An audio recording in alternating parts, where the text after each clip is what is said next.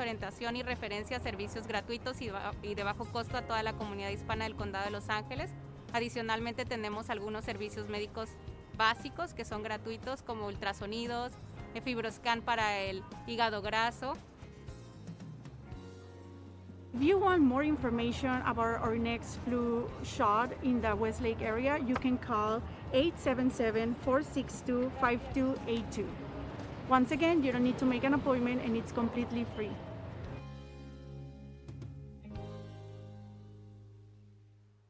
Metro Los Angeles is gearing up with new light rail and subway cars. The Uss Iowa will soon become a museum. And a new Lakers mural depicts bittersweet events of 2020. These stories up next on City Beat. Angelenos, be prepared for an upgrade in public transportation and style. Metro Los Angeles is hard at work to provide comfort and reliability with hundreds of new light rail and subway cars due to go into service in 2020 and 2021. Visit metro.net and stay up to date with their project tracker. A unanimous vote by the Los Angeles County Board of Supervisors backed legislation to establish the USS Iowa as the National Museum of the Surface Navy. The landmark vessel in San Pedro will be the first in the country to receive this distinction. The battleship was commissioned on February 22, 1943, and immediately went to war in the Atlantic. The USS Iowa was permanently docked in San Pedro on June 9, 2012. For more information about the USS Iowa and this historic honor, visit pacificbattleship.com. A mural in Mid-City celebrates the Lakers' 17th NBA championship and pays tribute to the legendary Kobe Bryant. The mural also brings forth powerful messages as it shows demonstrators holding signs including Black Lives Matter, Education is Power, and Justice Now. The mural is meant to reflect on the victories, heartaches, and challenges that Angelenos have seen in 2020. Visitors can view the mural on the wall of the Bixby Coffee Company at the 5500 block of Venice Boulevard. The homelessness crisis in Los Angeles is an ever-long battle, a battle that means the health and safety of our most vulnerable, our kids, our elderly, our mentally ill, and sadly, our veterans. Well, our next story is about just such a person, someone who was counted as chronically homeless, has found a new home in Council District 6's latest bridge housing shelter, Casa del Sol.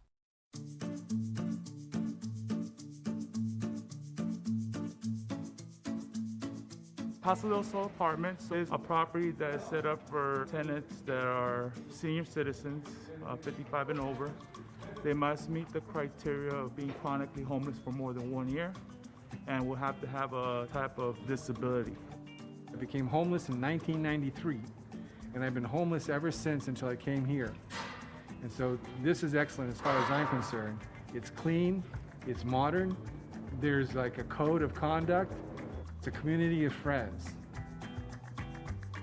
Well, I was sitting with a shopping cart in Studio City. That's my chosen turf of homelessness. In Studio City at a bus stop, and I was approached by some people with LA Family Housing, and they asked me, would I like to get into a place? And I said yes. And then, well, we just developed one step after the next. It was a big team effort, not just from a community of friends, but other supportive agencies as well, to include Department of Mental Health, Department of Health and Services, LA Family Housing as well. So it was just like a big collaboration, teamwork to just identify clients that would meet the criteria. The management's nice and friendly, they're approachable. I've approached them on 2 issues. They were very receptive. And my neighbors, they're all peaceful. And my unit is brand new. And so, I feel privileged. With so many people out of work and others only working part-time, the task of keeping at-risk Angelenos afloat has become a multi-organizational team effort. Recently, the Dream Team of the Los Angeles Dodgers, the Muslim Coalition for America, and the Hollywood Food Coalition partnered for Operation Masks for All, an event whose goal was to bring 100,000 high-quality reusable face masks to homeless services organizations. And it looks like they scored. Check this out.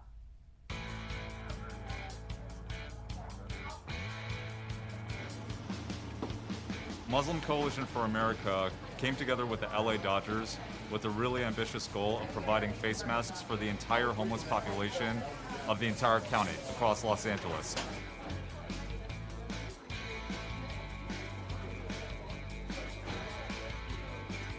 So we are in the process of preparing our nightly meal for anybody in the city in need.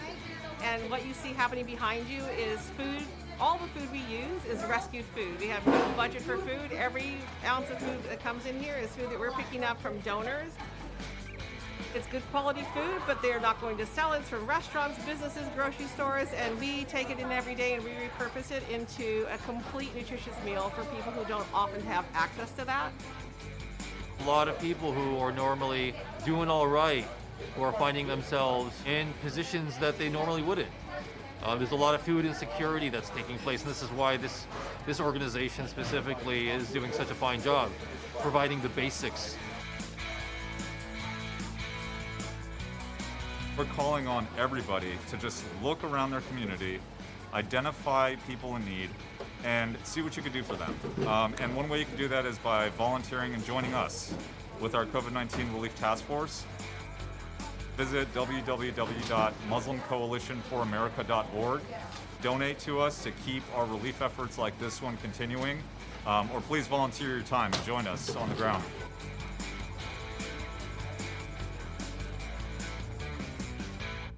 Watts was certainly the place to be this weekend. The South LA neighborhood was sporting all kinds of community spirit, from the LA Dodgers annual Shoes That Fit giveaway to the unveiling of an amazing new public artwork. Here's what happened in Watts over the weekend.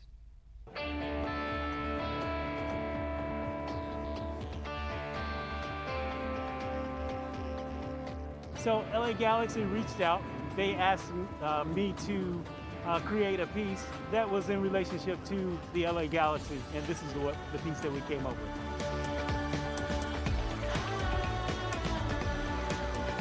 So initially I was inspired by the great work of Kobe Jones and the fact that he came out and he worked with the community during some of the meal times and feeding that was taking place with the LA Galaxy. Kobe Jones was a very important player to our team. I think he deserves this mural and much more, just because of everything that he has put a name to the Galaxy. That's a whole family thing. We have season tickets. We're LA till we die, I guess, as the song goes. It took actually a week to create this artwork, actually on the wall. It took another 2 days actually on paper or my iPad or whatever. And it's just it's phenomenal to see it come together and to see people appreciate it. The mural's about 75% done. We've got a few touch-ups, some cleanups that I want to do, and then of course we want to get Kobe Jones to come in and help sign his name there on it, so that's going to make it official.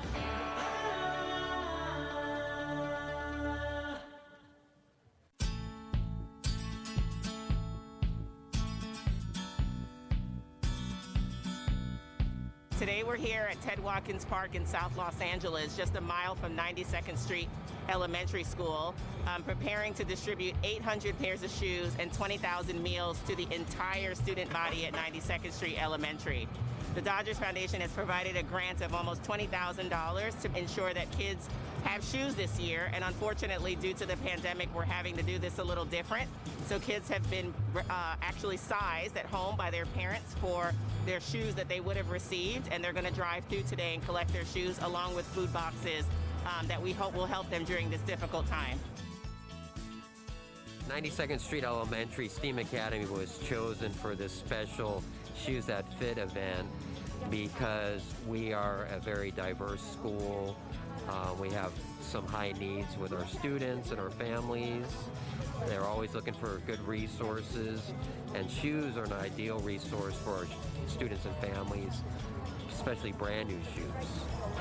Second to food, shoes are the #1 item most asked for, we were hearing from food banks, because they're expensive, especially good shoes, that are going to last and kids can feel really proud to wear. So this really is a necessity for kids, and it's also one way for the community to let these people know that they really matter and that the community really cares about them. It's one way that we can all be in this together in a really concrete way, making a difference in the life of a child. The reaction of the family and community with regard to getting brand new shoes has been overwhelming. We have about 800 students currently, and I believe about 600 or so have filled out the application to get these brand new shoes today. It's awesome. It's something that it helps me out a lot because I have 4 kids and I'm not able to buy enough for all of them.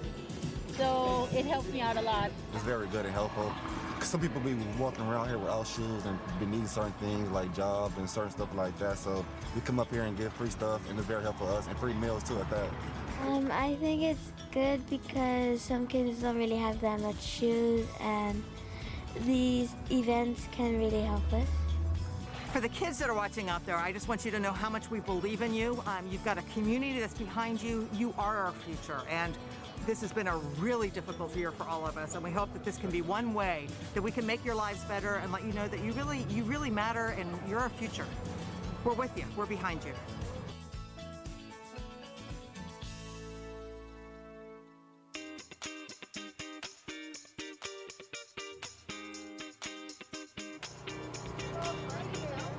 This is one of our signature center events out under the stars. We are this evening screening But I'm a Cheerleader in celebration of National Coming Out Day. Every year, National Coming Out Day is a celebration of lesbian, gay, bisexual, transgender, queer, and questioning folks who have come out of the closet or shared with people in their community, in their lives, their sexual orientation, gender identity, and/or gender expression. We're here to see But I'm a Cheerleader.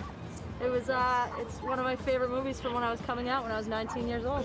We get an opportunity not only to view But I'm Not a Cheerleader, and we get to be with community in a socially distant, safe way. This is our first in-person event since COVID-19. Oh, it's great. We've been to a few drive-ins since COVID, and it's a really good way to do something a little bit different. For any young person, or really anybody in any life stage who's thinking about coming out or simply questioning their identity, being able to connect with other folks who are knowledgeable, I think can be really powerful, just to know that you're not alone, that there are people out there who love and care about you. I would add that you are coming into an extraordinary, resilient community. One thing personally I've always taken a considerable amount of comfort in is the fact that I am a part of a legacy and a history of individuals who have come out and really blazed a trail that allows me to live that much easier. So I think you are not alone, and you are amongst those who have done everything within their power to make sure that you can be a safe human being in this world. We know that in the process of coming out, there's a lot of different reactions you may get, and that many of us have to come out of the closet multiple times throughout our life. For example, if we're talking about youth who are in foster care, they might come out every time they get a new social worker. So National Coming Out Day is really just a celebration of folks' ability to be visible and to be appreciated for who they are. We certainly do encourage everyone to support the center directly, to please visit us online at lalgbtcenter.org to get connected directly to services and programs. If you are thinking about coming out, have recently come out, or would like to speak with individuals who can walk you through that process, please do check us out online. Enjoy scenes from the vault courtesy of Center Theater Group. Make an appointment to view fine art. Or join the LA Public Library for some virtual financial planning. All this up next on Virtual Things to Do. With guidelines for indoor entertainment being better defined, art galleries are starting to reopen. One such gallery is Regen Projects in Hollywood. Operating in Los Angeles since 1989, Regen Projects has a reputation for showing works from acclaimed artists such as Matthew Barney and Catherine Opie. Currently on view is Raymond Pettibon Pacific Ocean Pop, featuring drawings and collages of pop culture characters like Gumby and Batman, alongside Hollywood actors, baseball players, and surfers. Appointments are available Tuesday through Saturday. One additional guest is allowed with each reservation. This series is running now through October 31st. Make your appointment to check out Regen Projects, located at 6750 Santa Monica Boulevard. For more information, visit regenprojects.com. The Center Theater Group wants to encourage Angelenos to continue to enjoy theater online. CTG's Art Goes On series is a curated collection of scenes from some of their most popular and beloved productions across the Amundsen, Mark Taper, and Kirk Douglas theaters. Check out memorable moments from productions like Zoot Suit, Flower Drum Song, Spamilton, and more. Relive the magic of the stage with Art Goes On, Scenes from the Vault. Visit centertheatergroup.org to explore these great performances. The Los Angeles Public Library is pleased to bring you Pro Bono Financial Planning Day. Don't miss this opportunity for a free private telephone consultation with a certified financial planner on a variety of personal financial issues, including debt management, retirement planning, investment strategies, income taxes, insurance, estate planning, and more. Pro Bono Financial Planning Day, presented by the Los Angeles Public Library and the Financial Planning Association of Los Angeles, happens Saturday, October 24th from 10 a.m. to 2 p.m. To register, visit fpala.org. That's a look at some virtual things to do.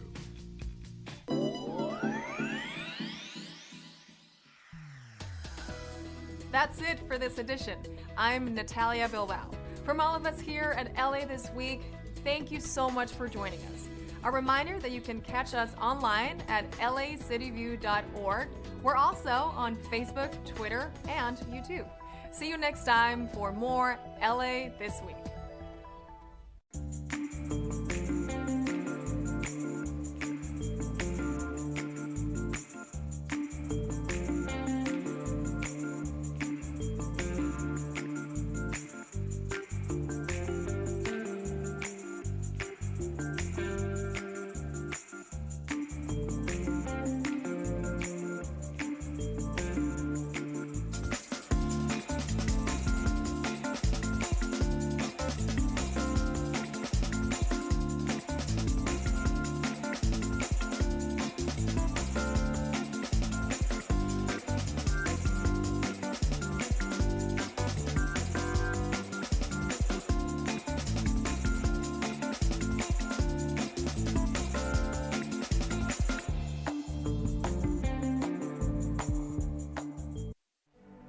Tragedy strikes, it's okay not to be okay. I know this is tough, but we'll get through it. We've still got more to come if we're not careful. Los Angeles, city of the angels. We're all in for LA. That's the only way we're gonna beat this thing. Thank you, Los Angeles. We love you.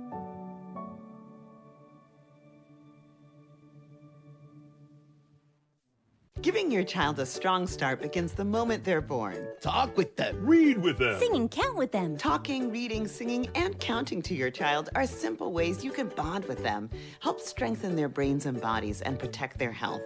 Your voice, your hugs, your love build resilience and protect against the harmful effects of stress. So as California's Surgeon General, this is my prescription. Talk, read, sing.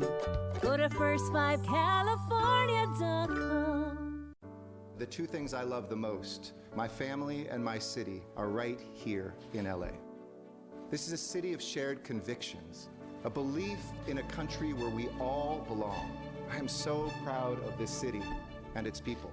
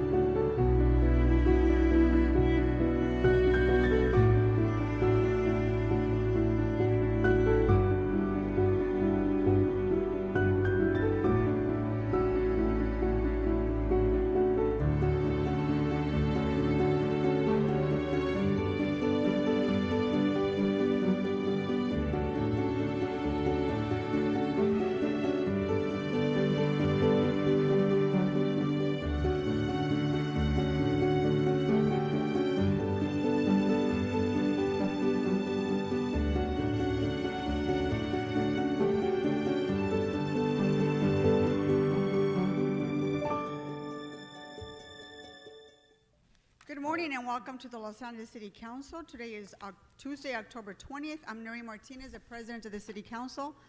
Madam Clerk, please call the roll. Blumenfield. Blumenfield present. Bonin.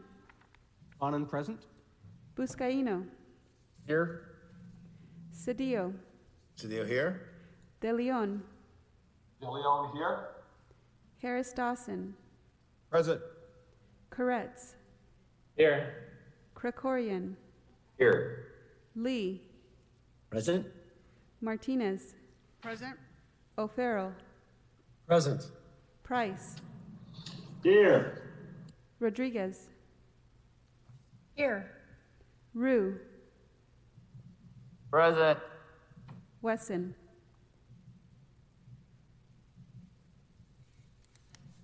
Four team members present and a quorum, Madam President. First order of business. Approval of the minutes of October 14th, 2020. Mr. O'Farrell moves and Mr. Bonin seconds. Next. Commendatory resolutions for approval. Mr. Lee moves and Mr. Cedillo seconds. Madam President, today is Tuesday and it's time for the flag salute. Mr. O'Farrell, would you please lead us in the Pledge of Allegiance, sir? It would be my great honor. Colleagues, in the spirit of 2 weeks from today being our general election, today we salute the U.S. Constitution and the United States of America. Please place your hand over your heart and begin. I pledge allegiance to the flag of the United States of America and to the republic for which it stands, one nation, under God, indivisible, with liberty and justice for all.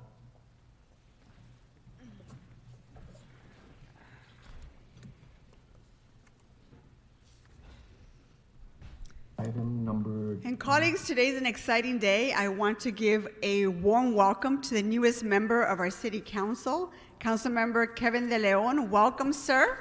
I know that you and your team have been hard at work in the community, so I look forward to the great things that you're going to bring to this council and look forward to working together. So members, can we please welcome our newest member to our City Council, Councilmember Kevin De Leon. Would you like to say a few words, sir? Well, thank you, Madam President. I want to thank you very much for this opportunity to spare a minute just to share a few words with each and every one of you. First and foremost, I want to give you a special thank you, Madam President, as well as to your staff. You have been very helpful to me and with my staff during this extraordinary time. A couple of the measures, motions that we'll be voting on a little later today for CD14, you have been instrumental in presenting that for the districts. I want to thank you very much. To all my council colleagues around the horseshoe or today virtually, I want to thank you very much from the bottom of my heart for all the phone calls and for all the texts that I have received. Your staff as well has been very helpful to my staff in the extraordinary transition.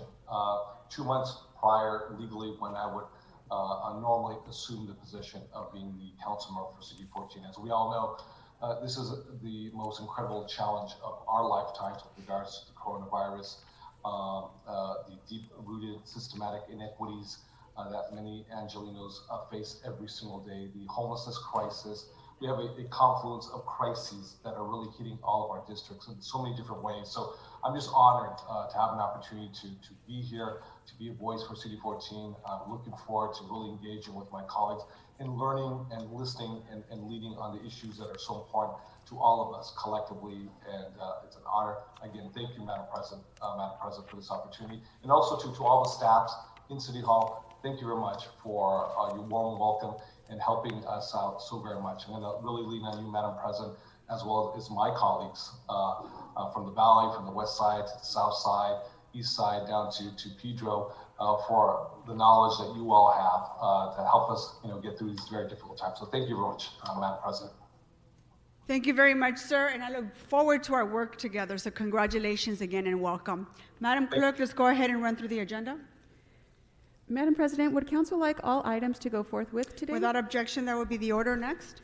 Item 1 is an item notice for public hearing.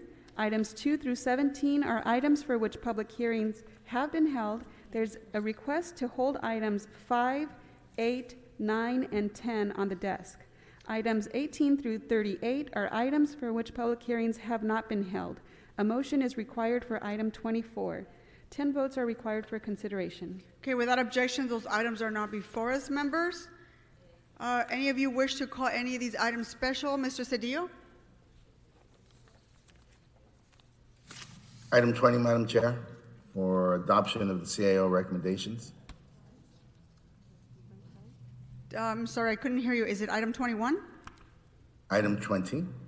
Oh, 20, thank you. Thank you. Okay, is there a second for your Second. motion? Second by Mr. O'Farrell. Any others, Mr. Cedillo? That's it for now, Madam President. Thank you very much. Thank you. Mr. Bonin? Thank you, Madam President, and welcome to Councilmember De Leon. I'd like to call items 7 and 8 special for comments. And that 7 and 8? I'll call special. 7 and 8 from Mr. Bonin. Yep. Thank you. Thank you. Mr. O'Farrell? Thank you, Madam President. Items 11, 14, 15, and 16 for comments. Okay, items 11, 14, 15, and 16 for comments by Mr. O'Farrell. Any others? Any other items, members? Okay, seeing none, Madam Clerk, what items can we vote on? Madam President, I think we have to call item number 24. I'm sorry for a small motion to accept recommendation B. Okay. You need a second, sir? I'll second that, Buscaino.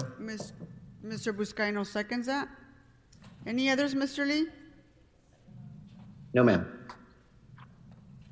Members, any other items? Okay, Madam Clerk, what items are available to vote before we take public comment? We can now vote on items 2 through 4, 6, 12, 13, and 17. Okay, go ahead and call the roll on those items. Blumenfield. Blumenfield, aye. Bonin. Bonin, aye. Buscaino. Aye. Cedillo. Cedillo, aye. De Leon. Aye. Harris Dawson. Yes. Koretz. Aye. Krikorian. Aye. Lee. Aye. Martinez. Aye. O'Farrell. Aye. Price. Aye. Rodriguez. Aye. Rue. Yes. Wesson.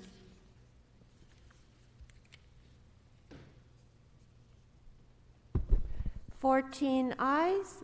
These matters are adopted."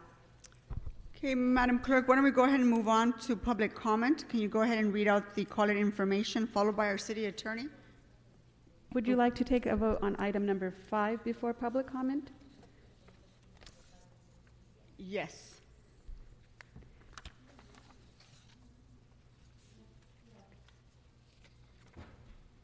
Go ahead, Madam Clerk, please call the roll. Blumenfield. Blumenfield, aye. Bonin. Bonin, aye. Buscaino. Aye. Cedillo. Cedillo, aye. De Leon. Aye. Harris Dawson. Yes. Koretz. Aye. Krikorian. Aye. Lee. Aye. Martinez. Aye. O'Farrell. Aye. Price. Aye. Rodriguez. Aye. Rue. No. Wesson.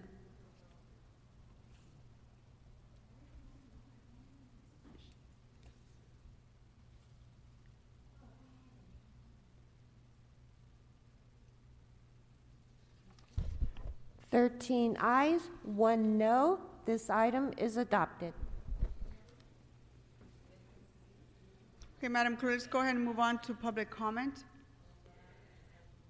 Thank you. As indicated on the agenda, members of the public wishing to offer public comment should call 669-254-5252 and use meeting ID number 160-535-8466 and then press pound.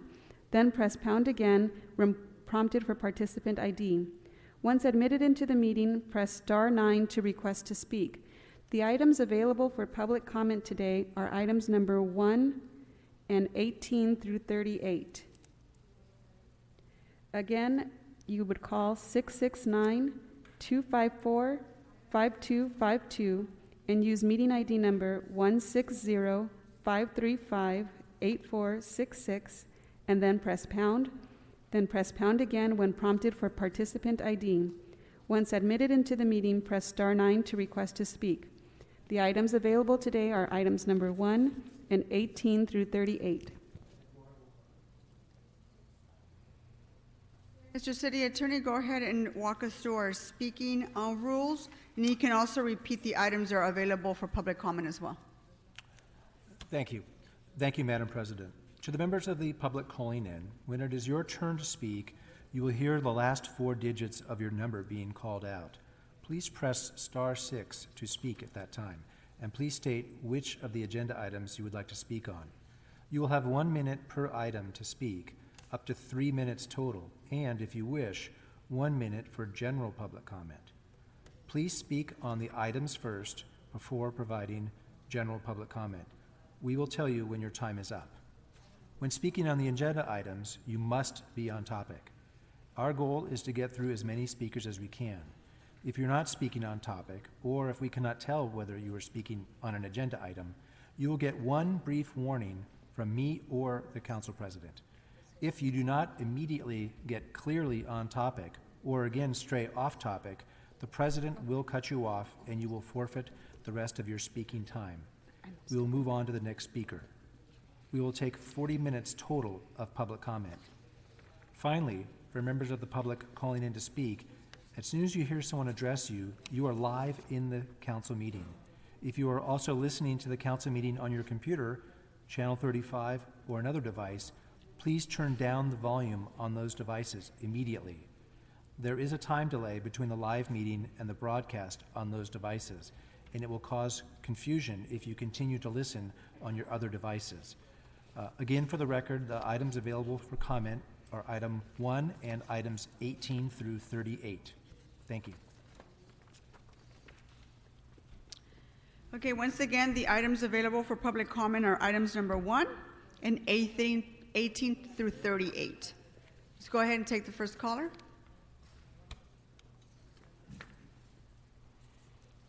Caller with the phone number ending in 6963, please press star 6. Please state your name and the item you'd like to speak on. Tyler Lindbergh, general public comment. You have 1 minute, go ahead. Okay, I heard recently that the city was planning on resuming comprehensive cleanups around homeless encampments, and I wanted to say that I hope the city moves expeditiously forward with this decision. I think it is past time that additional sanitation resources were brought onto our streets to help both the people in the encampments and the people nearby, and I just offer my full support for this move. Thank you. Okay, next caller. Caller with the phone number ending in 1506, please press star 6.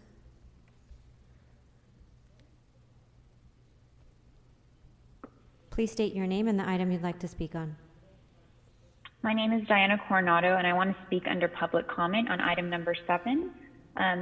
I'm here on behalf of the Building Industry Association, a nonprofit organization focused on building housing for all. Okay, hold on for just a second. You want to speak on item 7 and general public comment? I noticed that the announcer mentioned that item number 7 was not available for comment, but I was hoping to speak under public comment. Right, so you can go ahead and take 1 minute for general public comment. Go ahead. Thank you, Chair. Again, I'm Diana with the Building Industry Association of Los Angeles Ventura. We are deeply committed to increasing housing supply for all income levels. For that reason, we want to address some concerns on the limited liability corporations motion. This item is written in a way that makes it unclear whether or not the LLC disclosure of beneficial ownership purchasing for residential real estate is specific to home purchases or only does it include land? On land purchases, plenty of small builders use the LLC for entity for legal protection, so any liability remains with the LLC. This may disincentivize investment to develop projects and provide housing for all income levels. This is just a note of concern, and we will follow up with a formal letter. Thank you for listening to my comments. Bye. Thank you. Next caller.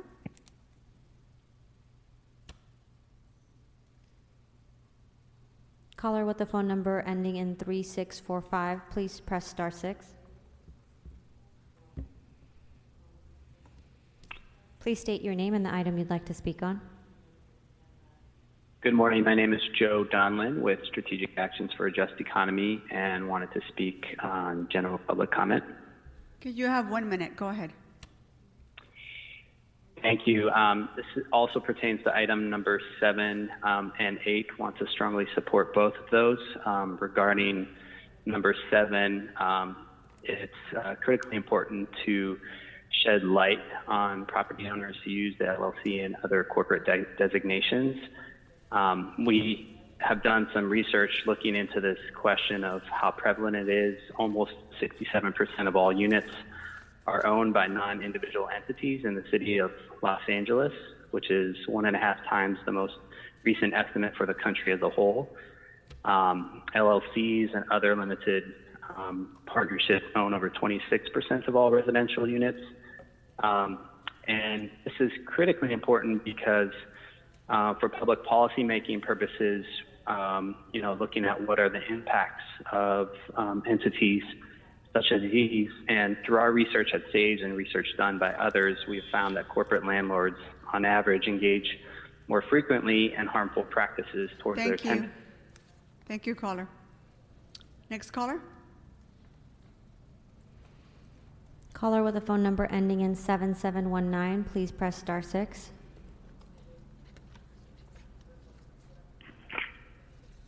Hi, it's Eric Previn from Studio City. I'd like to speak on all the available items and a general public comment. Okay, you have 3 minutes for all items and 1 minute for general public comment. Go ahead, Mr. Previn. Okay, first of all, welcome to the new city attorney and happy birthday to Hilda Solis.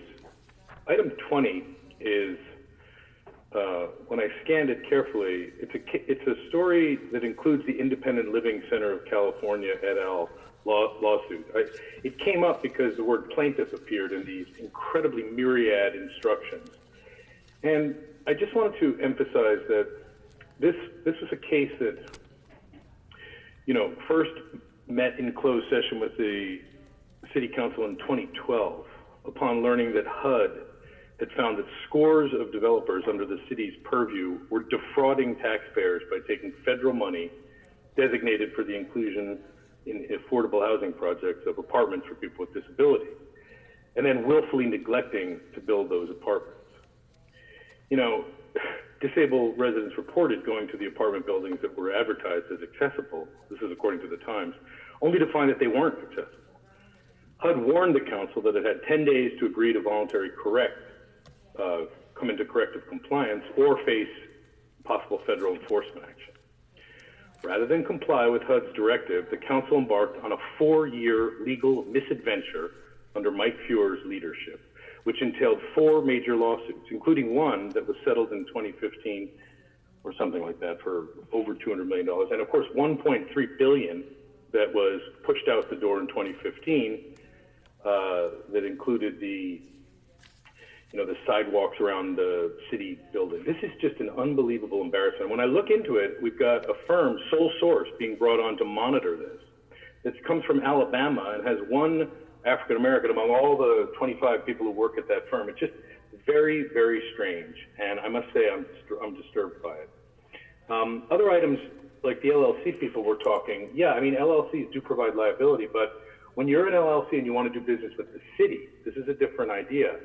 You have to disclose who you are. Like Javek Somek, who is providing 2 LLCs together, or providing for Marquise Harris Dawson a CD8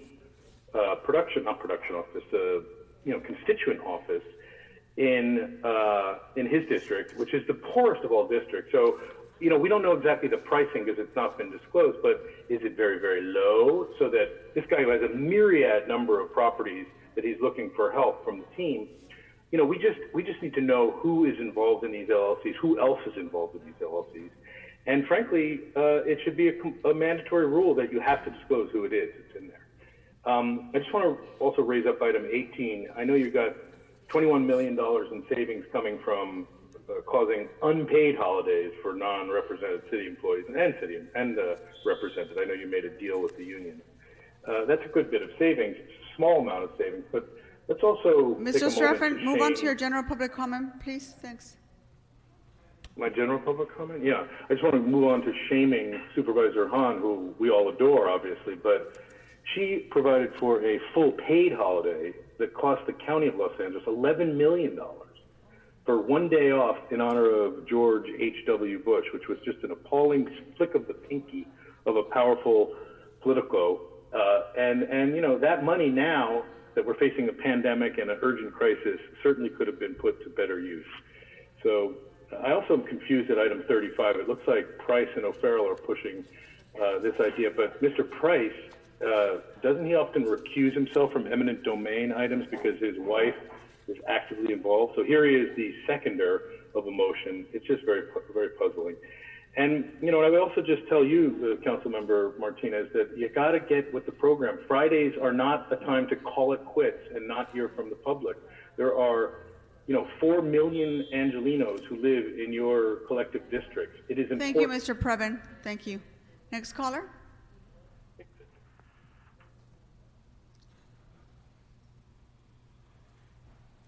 Caller with the phone number ending in 0899, please press *6. Please state your name. Please state your name and the item you'd like to speak on. Yes, we can hear you. What My name is Stacy Dawson Stearns, General Public Comment. You have yes, 1 minute. on 7. Put teeth in it, please, Bonin. Excuse me? You have 1 minute for general public comment. Okay, I know. Thank you. General public comment, Stacey Dawson Stearns. Okay, I'm going to start with Joe Buscaino. Is actively recruiting callers to make public comment at the Board of Police Commissioner meetings. This is a disgraceful abuse of his position as a council member and a blatant attempt to assist the commission in the suppression of public comment.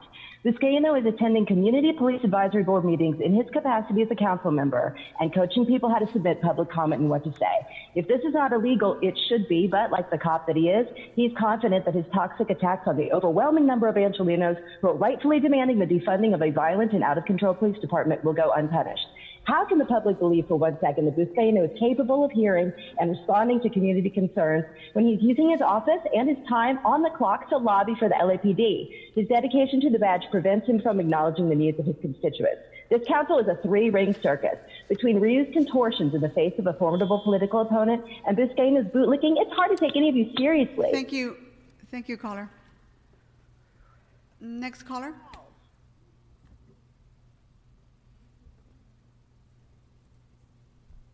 Caller with the phone number ending in 6068, please press *6. Caller with the phone number ending in 6068, please press *6.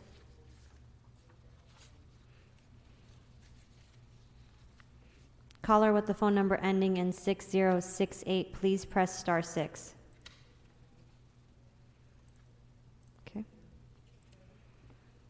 Caller with the phone number ending in 1148, please press *6.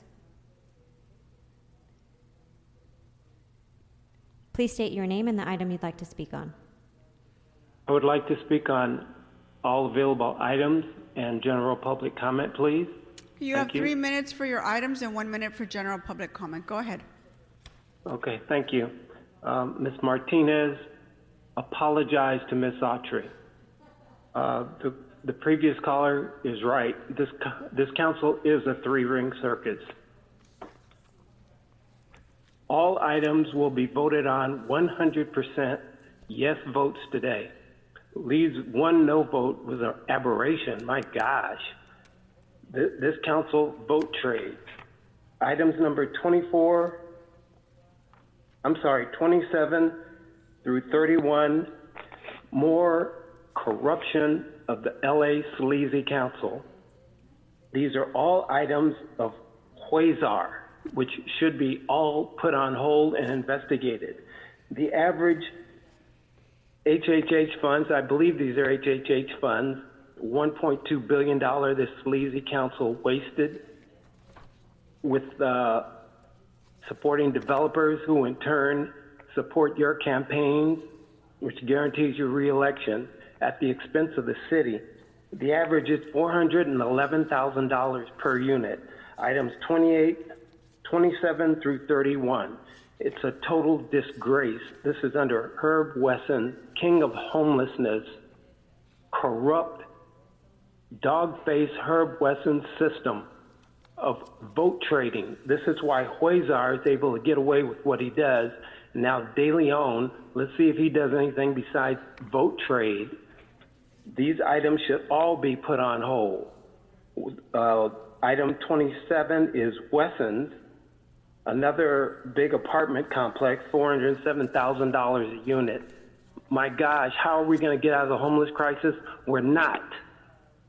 Why do you people keep going on down the hill? LA has turned into a homeless encampment. Item number 24 has been put off 3 times. Marquise Dawson, another field office. In the last 18 months, this sleazy council has given this guy $1.3 million for his luxury offices.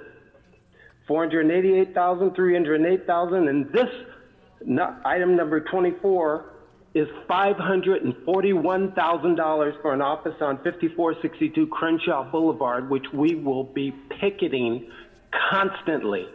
5462 will become recall headquarters for you, Dawson. We are waiting. Just on September 23rd, this PEI investment was created. Sleazy. Well, those letters are already going to the FBI. This guy is throwing out 1,000 people 3 blocks down the way at Dorset Village to raise up a luxury unit. More homeless people. They're throwing out. Sir, you want to move on to general public comment, please? Evicting the Afiba Center, the Black Cultural Center. This sleazy guy tried to take over the EDD, the unemployment office, in the highest area of unemployment, right across the street from where he's putting up this $541,000 luxury building. People of the city of Los Angeles, do you understand? These people vote trade. All these other sleazy council members will all vote yes on all these items, like they do on 99.9% of all items, including this one. It doesn't matter how debilitating and destructive it is, they will vote yes because that's what they do. Farrell and the rest of these clowns call items special. It's a zoo. Why? To discuss what? They're all going to vote yes. It's all to Thank get you, on. sir. Thank you. Next caller.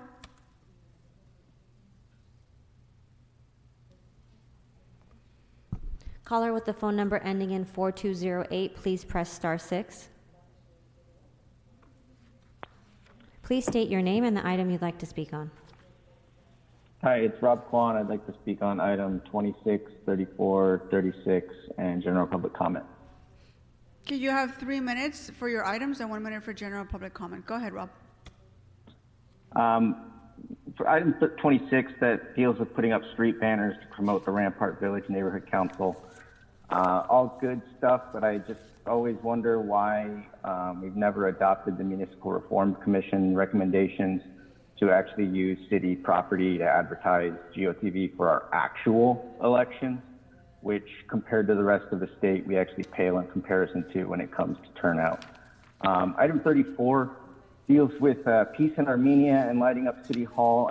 I think it's worth noting that DLA Piper, somebody that's part of this city family, big lobbying front, they actually have been lobbying on behalf of Azerbaijan, trying to promote the idea that Armenia is the aggressor in the region.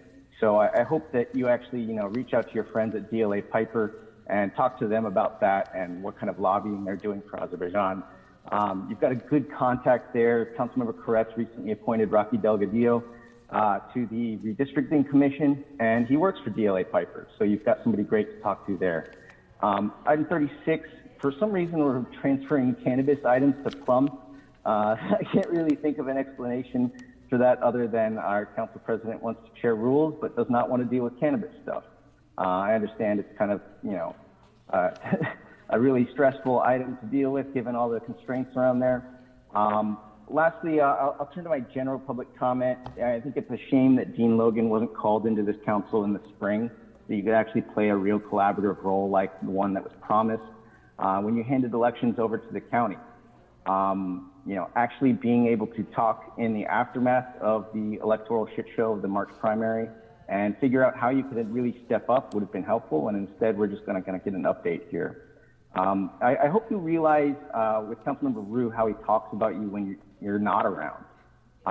He was the other day saying how he pushed through LA's Green New Deal and he introduced the vacancy tax and said, quote, "I have to drag my members kicking and screaming to get these things done." Kicking and screaming. It's also worth noting that he's really gotten hyperbolic, claiming that his opponent's campaign is, quote, "fueled by extremist groups who promote hate and violence." This is really beneath you, dude. I know your polling's not looking too good. I know it's really not, but this is really beneath you. That's about all I've got for you today. So have a good one. Rob, you want to take your 1 minute of general public comment? Oh, if I still got time, sure. Yeah, you have a minute left. Yeah, I think it's interesting that we still have a number of vacancies on our redistricting commissions. We had a bunch of appointments that were backdated weeks late. For the council president, you've made 5 appointments. You actually have 6. You have 4 appointments available to you for the LAUSD commission. It's really, shameful that Councilmember Price appointed his former deputy chief of staff to the commission. I think we need to really just read the writing on the wall and ban all ex parte communications. The ordinance that you put forward provides too little information too late, and it applies the requirement to the commissioners but not to the electeds or the staff. Because we have no removal process, you could actually remove a commissioner for disclosing too much information about the conversations you have with them and never have to disclose why you removed them and that was the basis for it. So I think that, you have to address those 2 issues, and I'll let somebody else get in there. Free Richie. Thank you, Rob. Next caller. Caller with the phone number ending in 5245, please press star 6.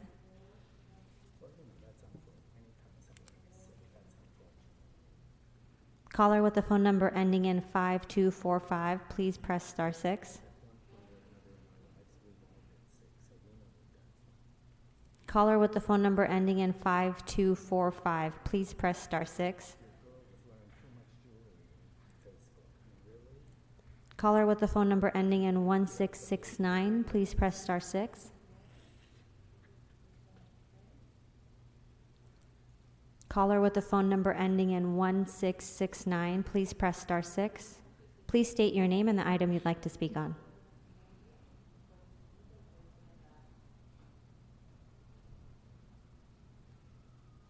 Caller? Hi, can you hear me? Can you hear me? Yes, we can hear you. What items do you want to speak on? Oh, I would like to use the public comments, general public comments to speak about. Yeah, you have 1 minute. Go ahead. Well, hi, my name is Hassan. I'm an 8th member. I'm fully supported on item 7 on the agenda. We need to know how benefiting from purchasing the residential real estate in growing the big corporations can buy lots of real estate using all kinds of different LCCs to hide, like a company called Triple E, Iran, that is in District 8. And it's also expanding to District 9, that it's been gentrifying our community, displacing low-income communities to a crisis of COVID-19, raising the rent exponentially, and then putting student housing as a priority for housing only around the U.S. And also getting intimidation to the community that they don't feel welcome anymore. So knowing the owners of these companies would understand to have a dialogue with them and also to pressure them to create better contact as being a good neighbor. and this is wrong from the beginning, right? Thank you, caller. Next speaker. Caller with the phone number ending in 9829, please press star 6. Please state your name and the item you'd like to speak on. Hi, this is Blair Beston. I would like to speak on general public comment, please. You have 1 minute. Go ahead. Thank you. I hope the council will do what's essential for public health by supporting Councilmember Buscaino in resuming the Care Plus cleanup citywide. It's amazing that mid-pandemic, cleanings are even up for debate. Encampments don't provide consistent sanitation services or bathrooms for thousands living on the street. And the least that can be done is this program, which also provides testing, showers, trash hauling, disinfecting. The entire city and its residents are now witnessing conditions degrading in horrific ways. Please do what's right. Thank you.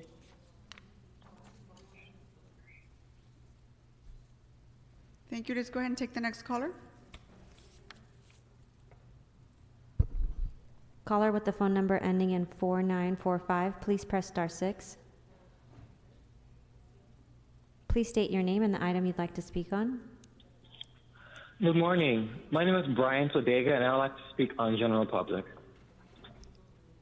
Yes, you have 1 minute. Go ahead. All right, thank you. Again, my name is Bryant, and I'm calling to urge the council president to put Councilmember Bonin and Lee's motions on the agenda, calling for the closure of gas storage facilities in LA. We know that combating climate crisis requires us to move our energy system to 100% clean renewable energy as fast as possible. The longer we wait to commit to transitioning, the less time we have to ensure that transition takes into account the needs of workers and the community. Thank you for your time.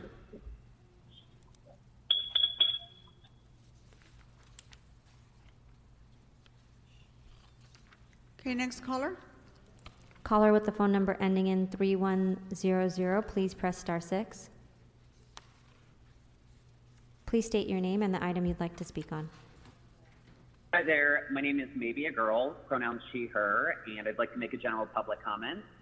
You have 1 minute. Go ahead. Thank you. I'm on the Silver Lake Neighborhood Council, but I'm speaking as an individual today, and I was hoping to comment on items 11 through 17, but they're closed. So I'd like to make a general public comment concerning resuming care suites. I'm against resuming care suites due to the detrimental effects they have on our unhoused neighbors. The sweeps are traumatic and cruel and often leave our unhoused neighbors in a worse situation with no shelter available. Considering the pandemic, recent heat waves, and the fires across California, it's just not right to remove people's tents and belongings. There are certain elements that I agree with, such as LSAM's Livability Services Division, which provides mobile showers, hand washing stations, portable toilets, and trash receptacles. Please focus more attention and funding on these services and not the sweeps. Thank you.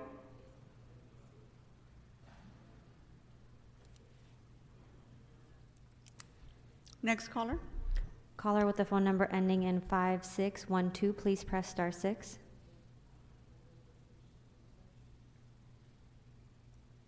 Please state your name and the item you'd like to speak on. Hi, my name is Jose, and I'm a AC supporter, professional artist, teacher, and native of Los Angeles. I fully support item 7 on the agenda. We need to know who's benefiting from purchasing residential retail estates. It is a wrong, minimum, questionable practice that big corporations could buy acres of real estate using different LLCs, sheltering them from critique. We want transparency in our community so we can preserve what little we have in District 8. If all is done in according to the law, then transparency should not be a problem. Thank you for your time and considering our community and the voices in them. Next caller. Caller with the phone number ending in 0013, please press star 6.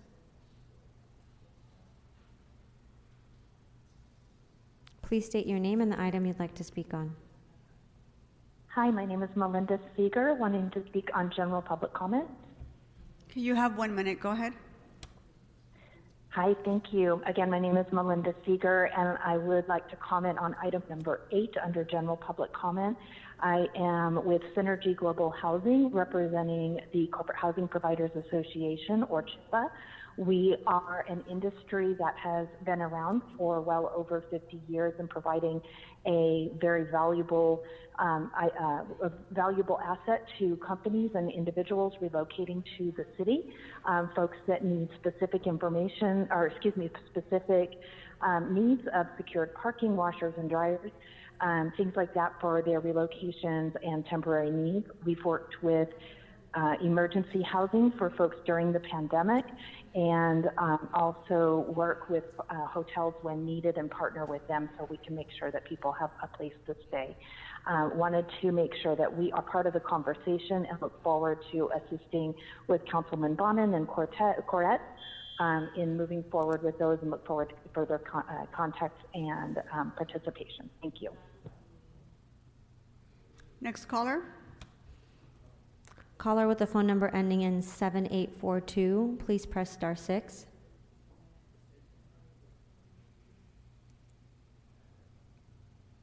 Caller with the phone number ending in 7842, please state your name and the item you'd like to speak on. Good morning. This is Stephen Jameson, Solomon, Saltzman, and Jameson. I'm simply letting you know that we are here. I represent the applicant in case there's any need for us to be here. And we obviously support the recommendation.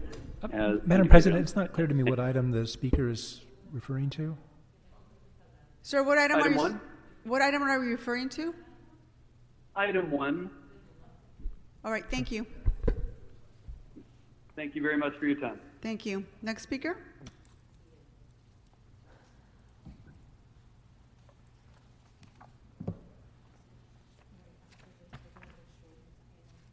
Caller with the phone number ending in 2693, please press *6. Please state your name and the item you'd like to speak on. Hi, my name is Bill Przlucki. I'm the Executive Director of Ground Game LA and Power. I am calling with general public comment and also referring to items 7 and 8. We're calling in support of items 7 and 8. We know that LLCs, as you heard from our colleagues at SAGE, are overrepresented in ownership. It's incredibly important for us to actually make all of the tenants' rights protections that this council has helped advance in the past few years mean something. We need to be able to actually understand who landlords are. We know from that same research that SAGE did that LLCs in particular are more likely to participate in harassment, eviction, and other displacement type activity and gentrification type activity. So it's incredibly important that we move that forward. Also, we think item 8 is extremely necessary. And the last thing I will say is this council, hopefully all of you will make some statement about the Crenshaw Mall deal and the shenanigans that have led to Kushner-related interests getting a hold of that property. We need to center Black Angelenos and ownership in that community. All right, that's it. Thank you. Thank you. Next caller. Caller with the phone number ending in 1403, please press *6. Please state your name and the item you'd like to speak on. All items, Mommy, and general public comment. You have 3 minutes and 1 minute for your general public comment. Go ahead. Yay! First of all, welcome Kevin De Leon to your new living hell. Congratulations. Now, Marchese, Sleazy, Dawson, Harris, Deldo is going to get Madam his President, he's not overpriced speaking on any agenda item that I can tell. His overpriced mansion. Did I hear his bald head? No, you didn't. Okay, so now you're going to get your multi-million-dollar Crenshaw office. Let's get the head, everybody. No? Okay. Well, it's going to become a picket center, and it's going to be right down the street from the Jew-owned Crenshaw Mall. Marchese, Harris, Dawson, is on the list. He may be the Antichrist. Check for the mark of the beast on his bald Mr. Spindler, head. if you could keep your comments to the agenda items, I think we would all appreciate it. Shame on you, evil man. Now we get to number one, the drug addict, alcoholic Mike Bonham. Mr. Spindler, this is your last warning. Keep to the agenda items, please. Oh, I'm on item one, sir. Is that a liquor license? Yes. Okay. So we have a drug addict, alcoholic pushing alcohol in the CD11. And the lawyer's on the phone. What does he want? More DUIs and dead children on the streets. When does he want it? Now. And he bought the councilman to get it. Now, a rare shout out on the REAP program. Councilman Price, doing a good job. 3 properties being emancipated off of that horrendous list. Now see, when you do a good job, the critics are here to tell you, I want to see more of that. So good job there. Now we'll get to my general public comment. Do I get my minute? Yes, Mr. Spindler, you get 1 minute for general public comment. Oh, that's good. Now we want to know 257 South Spring Street. What was the suite number of that meeting? City Watch Los Angeles. Oh, Debbie Kim, what you've done to my hero, Gil Cedillo. No. Deleting information like that. You know who's looking at us? FBI! I know. Don't yell at me, sir. I'm on the phone here with the city. All right. Okay. Got my daddy there. Now, Herb Wesson. Holly Mitchell must be elected to the Board of Supervisors. No on the dog-faced Herb Wesson, the king of homelessness. Yes on David Rue. He's running against Roman Nithya. Roman Nithya is a fucking cunt! Thank you. Let's move on to the next caller.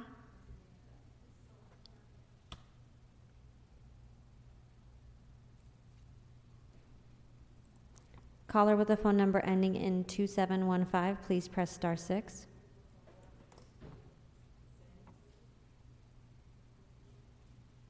Please state your name and the item you'd like to speak on. Yes, my name is Elliot Jolson with Bedford Corporate Housing. I'd like to speak on number 8 and general public comment. Okay, you have 1 minute. Go ahead. Thank you. We represent the Corporate Housing Providers Association, which is a group of active companies that provide furnished and corporate housing in Los Angeles. The majority of our members do not operate in rent control or RSO properties.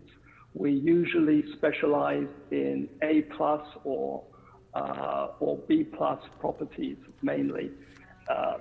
We actively house a lot of medical stays, people coming to UCLA, Cedars-Sinai that need treatment, and they don't know how long the treatment will be. But our average stay is approximately 77 nights, and we provide housing for different areas, such as an insurance claim. Thank you.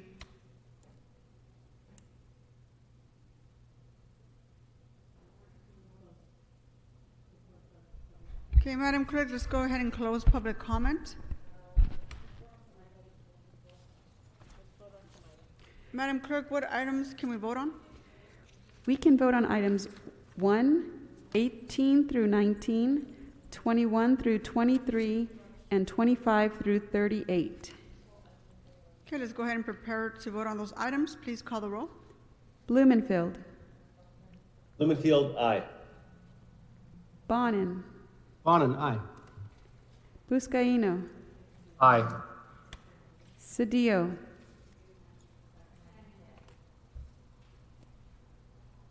Aye. Cedillo, aye.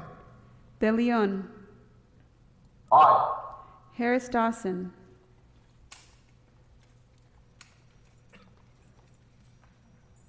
Harris Dawson. Koretz. Aye. Krikorian. Aye. Lee. Aye. Martinez. Aye. O'Farrell. Aye. Price. Aye. Rodriguez. Aye. Rue. Aye.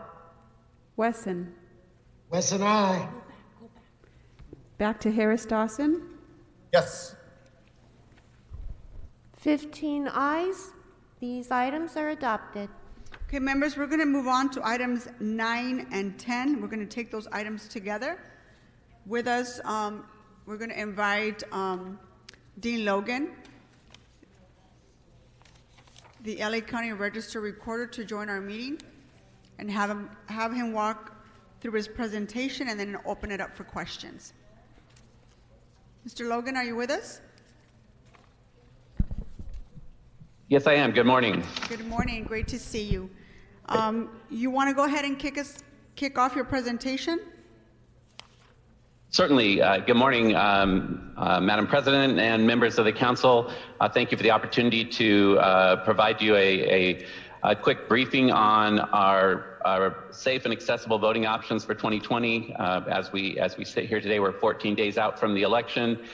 We have a lot of voting activity already taking place in the county, and vote centers opening up starting this weekend. So a lot of activity going on, and I want to take the opportunity to thank the city for its partnership with the county in ensuring that we have accessible and safe options for voting. In particular, I want to thank City Clerk Holly Walcott and her staff for their ongoing partnership with our office, as well as Anna Guerrero and Mary Hodge in the mayor's office, and particularly the staff at the Department of Recreation and Parks that was instrumental in helping us set up the vote by mail drop boxes for this election as well. I believe there's a slide presentation set up and ready to go. Great. And so if we can advance to the next slide. Want to just provide you with a snapshot on the next slide of kind of the nature of the general election. Obviously, we all know that we rolled out a new voting model in the primary election, and there were certainly issues with that, but there were also high points with that. And then shortly after that, we were in the COVID-19 situation, and the county and the state acted very quickly to be proactive in preparing for the recognition that the general election was going to look different based on those conditions. So I wanted to start by just giving you a snapshot of kind of what are the components of the election for November.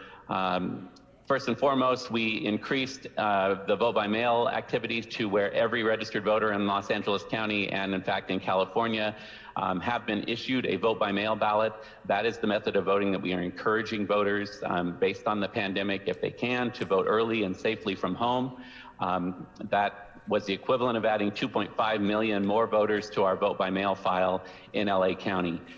To help assist voters with options for how to return those ballots, we also increased our vote by mail drop-off program. In the past, that program has primarily been internal vote by mail drop-off locations in city clerk's offices, libraries, community centers, but recognizing that many of those locations are not open to the public right now on a regular basis due to the pandemic, we expanded our external vote by mail drop-box program to where we have 404 drop-box locations throughout the county. And I'll share some statistics on that later, but they're proving to be clearly a preferred and accessible method of voting in this election. It does offer a contact-free voting experience and the ability to get the ballot safely back into a drop box.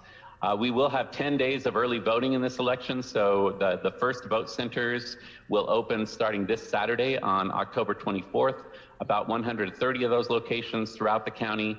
Then that will increase the following Friday on October 30th, another 660 or so locations that will be open throughout the county. So a total of close to 800 voting locations open leading up to and on election day.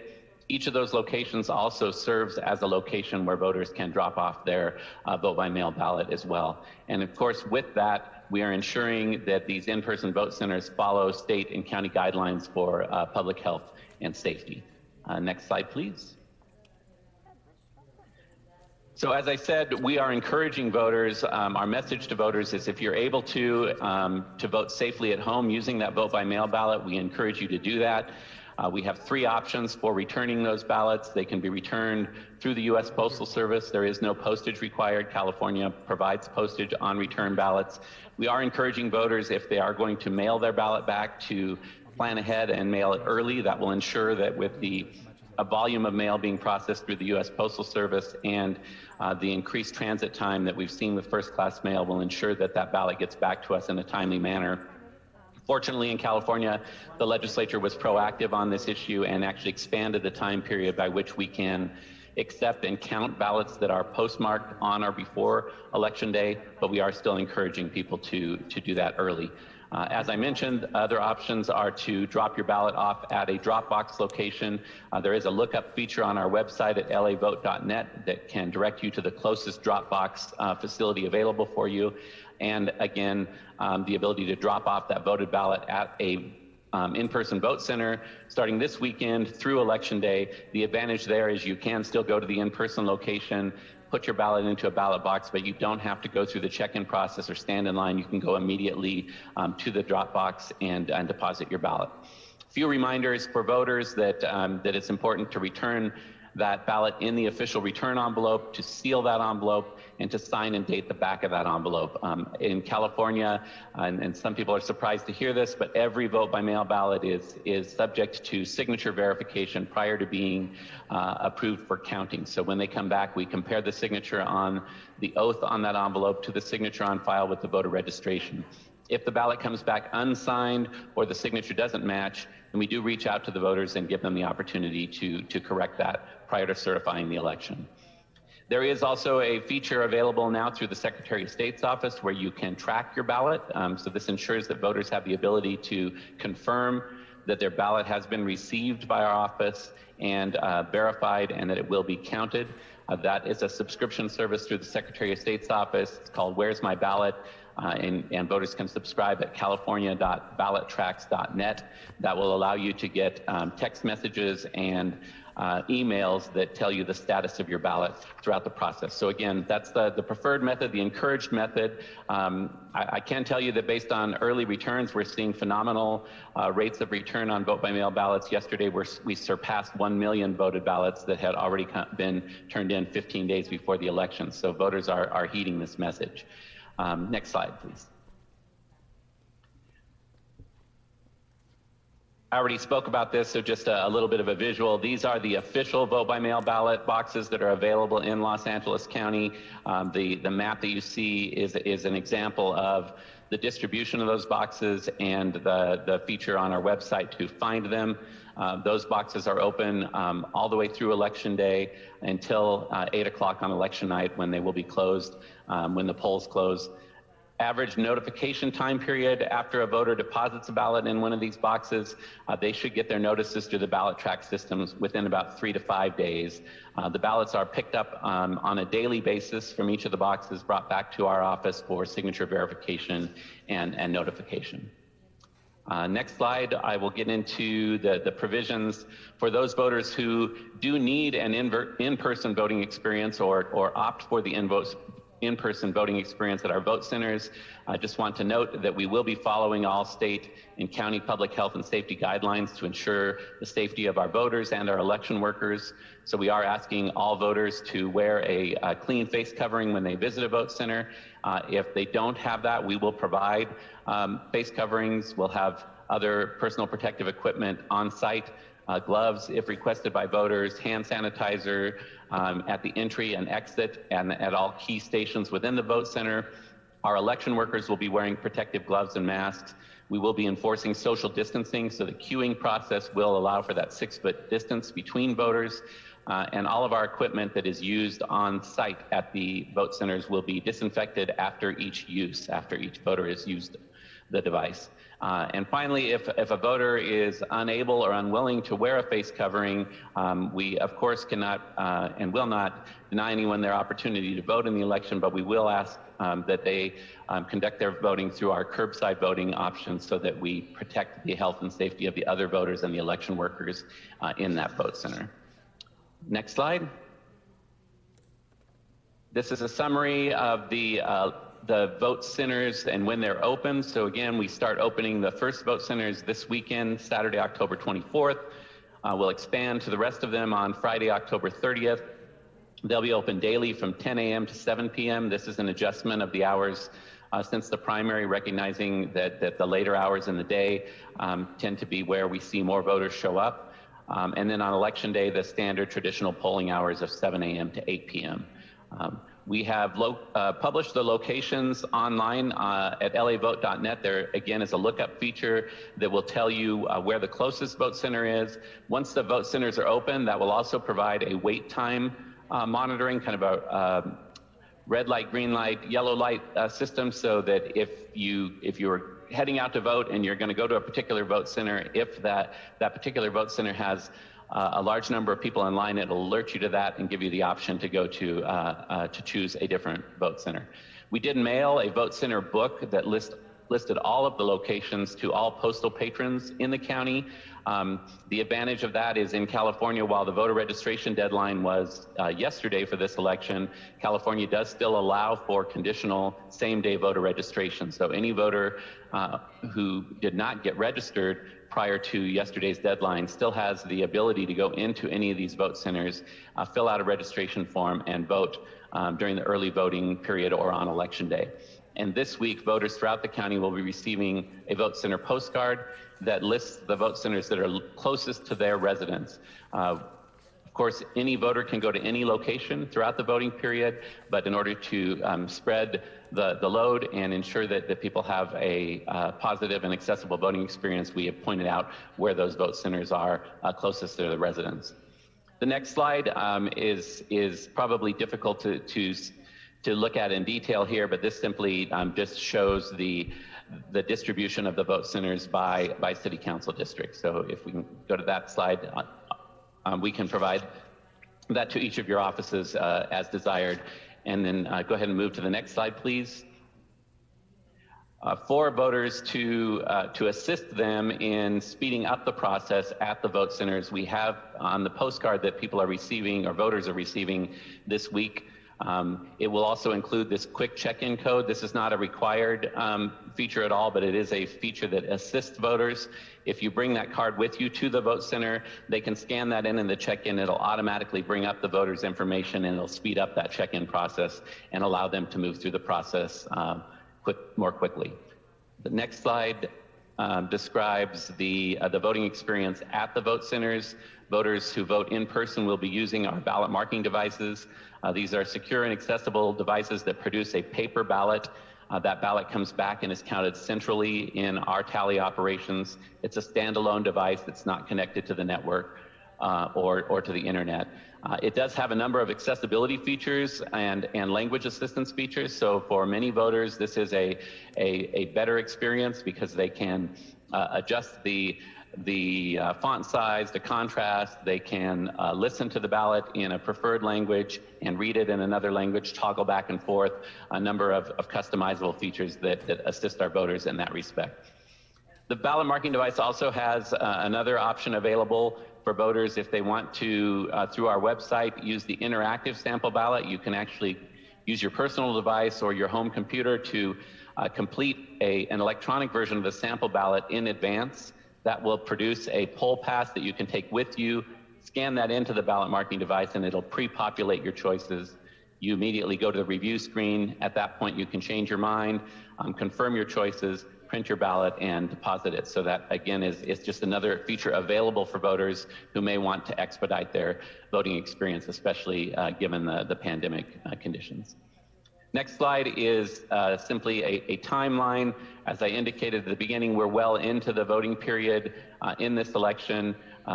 October 5th is when the ballots went out in the mail to every registered voter. Yesterday was the official registration deadline, and then voting in person will begin this Saturday, concluding, of course, on Election Day at 8 p.m. The next slide just gives you a snapshot of the activity that's already occurring. This is already outdated. This was yesterday, but since then, we have processed more ballots. So as of last night, we had 1,014,328 ballots that had already been returned in LA County. That represents already 14 days before the election, an 18% voter turnout. And within Los Angeles City, yesterday, that was over 377,000 ballots that had already been returned. Next slide just gives you a breakdown of the ballots that were returned. These are statistics from yesterday in each of your council districts, and shows you the distribution of how those ballots are returned, either through the mail or through a drop box. It may be of interest to you that countywide, it's about an even split, although yesterday the number of ballots cumulatively that have been received through ballot drop boxes actually trended slightly ahead of the number of ballots that had been returned through U.S. Postal Service. So a lot of activity going on around there. And the final slide is just to share our social media, website, and email information for voters who may need additional information. So that is a quick snapshot of the voter experience for this general election. Clearly a challenging environment, but also an encouraging one where we're seeing a great deal of interest in voter participation and voter registration. So with that, I'd be happy to respond to questions, and again, really appreciate the support of the city. One last thing I'll mention is that an element of that support is that the city has recruited 300 city employees who will serve as election workers at our vote centers in the role of disaster service workers. So a huge benefit and a huge element of the partnership between the city and the county in this respect. Thank you, Mr. Logan. Mr. Correz, do you have any questions? Yes, I have a few. One has presented itself recently as there are places where there are unofficial drop boxes controlled by a political party, which would allow them to select which ballots to forward and which to discard. Is there a reason why the Secretary of State or why at the county level those boxes aren't being seized and the ballots forwarded to the appropriate places? Yeah, thank you, Council Member, for the question. Actually, but both at the county and the state levels, that is exactly what has happened. We became aware 2 weekends ago of the existence of some of these unauthorized boxes in the northern part of LA County, specifically located at a series of churches. The county did issue a cease and desist order and followed up on those. We have confirmed that, at least in some cases, the churches voluntarily removed the boxes. In other cases, there was confirmation that they were picked up by the party that had originally placed them there. So I know that in the statewide media, there have been reference to one of the parties defying that cease and desist order. We have not seen any evidence of that in LA County. We believe that those unauthorized boxes have been removed. So when they removed the unauthorized boxes, what happened to the ballots inside them? So they were legally required, and that was addressed in the cease and desist letter, to deliver those ballots to us within 72 hours. We quite frankly, have to take their word that they did that. It's possible that they put them into official drop boxes. It's possible that they mailed them through the U.S. Postal Service, or that they brought them and dropped them at our office. We did, in our release, put out a statement to the public that anyone who believes that they had deposited their ballot in one of those unauthorized boxes should contact us or use the ballot track system to ensure that their ballot did make it back to our office. So what's the possibility that, which in theory may have been the purpose, that some ballots may have just been discarded from one party or the other? Yeah, I think it's unlikely that occurred, although it's hard, again, we have to rely on the information that is available to us. It certainly anecdotally seems like the ballot collection effort in this case, in what I saw in LA County, was for parishioners of the church or of particular campaigns that were associated with that activity. So I think that they certainly did have a desire to turn those ballots in. But most importantly, I think, is for voters to follow up to ensure that their ballot did get back to us. Yes, and we should certainly encourage that. It's in the vicinity of one, very hotly contested election, and may have had the original purpose of trying to impact that election. What flaws were there in the Vsap system that contributed to the delays voters experienced in the primary, and how have we corrected for those? Sure, thank you for that. We did a full analysis after the March primary. I would say that the primary issues that were problematic in the primary were issues, some of them technological, many of them operational and capacity issues that we have tried to address through the expansion of vote by mail. The technology issues were addressed through a complete recertification of the equipment, both the e-poll books that they're used for check-in, which were really the primary source of the lag time at the vote centers, and then enhancements made to the ballot marking devices. So while the ballot marking devices, the issues in the primary were minimal, there were many upgrades made to that system, and it was taken back through state certification and certified by the Secretary of State with those enhancements. And I know some poll workers in the spring expressed the opinion that there wasn't adequate training or supervision. Have you looked at that issue and corrected for that as well? We have training of election workers is a critical element. In this election, recruitment and placement of election workers has been particularly challenging. We are continuing literally working round the clock and deploying every resource we can on training and reaching out to those election workers right now to be sure that we have trained workers at the vote sites. Great. Thank you very much. Thank you, Mr. Koretz. Mr. Price? Thank you, Madam President. Thank you for your efforts, Dean, as always. You and the team doing an extraordinary job in making sure that people have access in ways that we haven't before, so we appreciate it. My question is a follow-up to that, to Mr. Koretz. In terms of the volunteers, you mentioned 300 volunteers from the city, but how many others do you need? How are you recruiting those individuals? And how do they sign up if they're interested in volunteering? Yeah, thank you, council members. So it does take a total of close to 16,000 workers over the course of that 10-day voting period, and up to 800 voting locations. Similar to what the city has done with the 300 city employees as disaster service workers, the county adopted a resolution and is deploying over 7,000 county employees from all county departments to serve as disaster service workers at these locations as well. And then that's augmented by community workers and student workers. We have a robust, high school student worker program as well. So right now we have the number of bodies, and we are building a reservist pool. The focus right now is making sure that all of those who are assigned and going through the process have completed their training and are ready to show up for their assignment.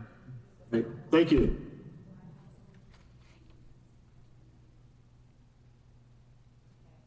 Thank you, Mr. Price. Mr. De Leon?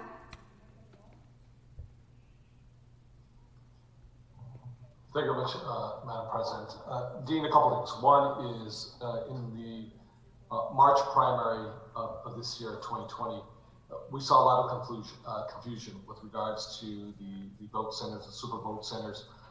many folks, as we all know, have been accustomed to going to the churches, the schools, the fire stations. So this was going to be a completely new, different system that we're implementing policies coming up from the state capitol, creating these super centers. But at the same time, I think the question was the execution and education and informing a lot of the voters throughout the county of Los Angeles, in particular, monolingual speakers of various languages, those at the lowest economic strata. A lot of confusion. What has been done differently to inform communities in the different ways that we can vote now for this upcoming election? So the question is, what have we done differently? I'm going to say this I say this because there was a lot of controversy about this post-March primary. In fact, it seemed to be about to bubble up, greatly, and then COVID-19 hit. So all of a sudden, this fell off to the wayside with regards to that controversy, because I'll tell you, a lot of folks all of a sudden were going to churches, they were going to elementary schools, they were going to fire stations. They were like, where do I vote? Because they didn't realize so many polling stations were being collapsed. So I'd like to get your thoughts on that. And just, Madam President, just have one more question after that. Sure. Thank you, Council Member, and congratulations, Council Member. We, in this election, a couple of things that we've done. On the language issue, I wanted to address that first to say that we did a mailing to all registered voters in late July, early August, informing them of the vote by mail ballots, and also a second mailing informing all voters of the option to request their voting materials in one of the 18 languages that are available in LA County. So we did see a high return rate on that. That enabled us to ensure that when we mailed out the ballots that they were in the language of the voter's preference. That also means that when they received their sample ballots, or when they received this postcard that I mentioned that lists the vote centers, that will also come in their language of request that's on file for them. The postcard that the voters are receiving this week lists 4 locations closest to their residence, one that opens this weekend and the other 3 that open for the final 5-day voting period. We also have been running an extensive multilingual campaign through media, so radio, television, print, informing voters of those activities. And finally, the thing that I would say, one of the things that we definitely did after the March election was to look at how we allocated the vote centers to particular areas. And we looked at statistics on the very issues that you're talking about, where we have communities that have a lower propensity of voting by mail in the past, and where we know from academic studies that there may be a lower level of trust in vote by mail. And we increased the density of vote centers in those particular neighborhoods and communities. And we work with community-based organizations in that effort. No, I think that's really critical, because obviously the empirical evidence is there academically with regards to communities of color, those at the lowest economic strata, who perhaps have a different view of government at the various levels, and moreover the confusion. I will say this: I did see the postcards that were sent to the voters pre March 3rd primary 2020. Design-wise, it looked very confusing. It looked to me like it was a deal of some sort. It wasn't friendly, attractive. It wasn't designed in a way. It was designed very bureaucratic-wise, which I think can lead to confusion. So I just want to give a friendly suggestion with regards to how you design your mail pieces as they go to voters, so they don't get lost in the pile of other mail that, quite frankly, us receive, and half of it ends up in the trash. But I have seen a difference without question for this fall election. I know it's you and your staff, as well as a lot of other nonprofit 501c3s, and doing a lot of work externally to make sure they educate and orientate, which ultimately, at the end of the day, it's about educating and orientating voters so they can understand the huge changes. If you're a high propensity voter with high educational attainment, figuring out and navigating that process may be somewhat challenging, but it's going to be a lot less challenging in comparison to other folks who have larger challenges. The last question I have, Madam President, and thank you for this opportunity, is if you physically go inside a voting booth and vote, what I noticed on the electronic voting is the two buttons, either more or next. And that has led to a lot of confusion with a lot of voters, whether it's more or next. And when you hit more, they don't know if it's just go on to the next ballot, item, or if it's next congressional seat or supervisorial seat or city council seat, state senate assembly, school board, and next. And a lot of folks have gone back to me that they were very confused with the next and more, that they didn't vote for certain individuals. Anecdotally, my member of Congress, was on the next page, and folks were hitting next, and they would end up going to another slate of political offices, not the congressional office. So is that still, going to be the case, or was that switch and change? Yeah, so absolutely aware of that issue, and something that we worked on extensively leading into the primary, but after the primary, including some redesign of that user interface.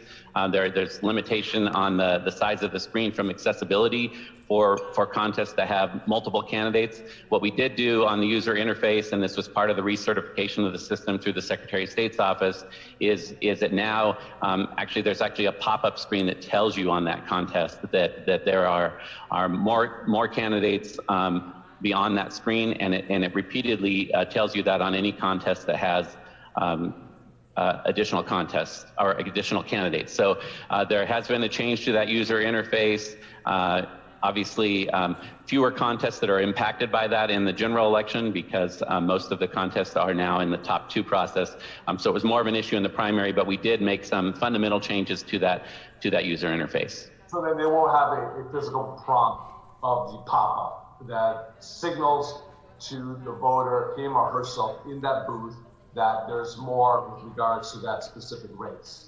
That's correct, and that will happen in any contest where that happens. Okay, period. Okay, so obviously you're right. When it comes to the primary, you have a whole number of candidates, but now we've narrowed it down to two. But that's just something that's very important, especially going again to monolingual speakers, whatever language they may speak, those at the lowest economic strata. It's highly confusing for those folks who are born in this country who have master's degrees, more next, because to a lot of folks it means the same. But thank you very much, and we'll check it out come November 3rd. Thank you. Thank you, Dean. Thank you, Mr. De Leon. Ms. Rodriguez? Thank you, Madam President. And thank you, Dean, for the presentation. I just, I wanted to ask with respect to the collection of the ballots and the frequency with which at the drop-off locations that it will be happening, given the concerns of what transpired in Baldwin Park. I think it's elevated a lot of fears with the vandalism that could potentially occur at additional locations. Could you apprise us to what the frequency is for the collection? Sure. Thank you for that question. And in fact, I'm heading into a press conference on that very issue as soon as we're finished here. But yes, immediately, starting yesterday, we were checking the boxes every 48 hours. But the state standard and regulation is every 96 hours up until the week before the election, that it increases to every 48 hours. We started at the 48-hour level in LA County, but based on the situation that occurred in Baldwin Park and based on the volume that we're seeing through the drop boxes, we have moved to a daily pickup of ballots from the boxes, and that started today and will continue through Election Day. Terrific, thank you. And then with respect to early voting and Election Day activities, clearly there have been concerns as a result of the poor example that has been led by the President of the United States in stoking some of the aggressive behavior. I know that our Los Angeles Police Department has been in cooperation and conversations with you all at the county. Is there a protocol that has been implemented with poll workers to help assure their safety and their protocols, that there are no jeopardizing of safety or security concerns at these polling locations? Yes, so obviously a critical concern and share the frustration with the national narrative around that. We want voters to feel comfortable using any of the options available for voting in Los Angeles County, and we've invested a lot into messaging around that. So at the county level, the Countywide Emergency Operations Center is activated, has been activated through COVID, through the issues of civil unrest, and has added the election as part of that activation. So we do have a joint coordinated effort with all responding agencies in the county around that. I did have an opportunity to have a briefing session with the LAPD and their assigned representatives on this earlier this week. So yes, and we are providing information to our election workers that kind of covers what's appropriate, what's allowed in a voting location. But we also are very clear to our election workers and to the hosts of our vote centers that we don't want them to second guess themselves when it comes to public safety. If they believe that there is a threat or something of danger, we want them to take the action that they would in any other situation and report that to law enforcement. Of course, on our end, when it comes to things like electioneering or disruptive activity, our goal is to try and resolve that at the lowest level, to try and point out that that's not appropriate activity under the law and to ask them to stop. But if it escalates into a more intense situation, then we would take appropriate action with law enforcement. Terrific. Thank you very much. Thank you. Mr. Bonner? Thank you, Madam President, and thank you, Dean, as always, for the presentation and for how incredibly prompt you are responding to questions that I have or the public has. Just a couple questions. One to follow up on what Councilwoman Rodriguez was just asking about the potential for voter intimidation. There's a certain amount of electioneering that can happen a certain distance away from a polling place. And I'm sure poll workers are apprised of what those guidelines are, what the appropriate behavior is, what the appropriate distance is.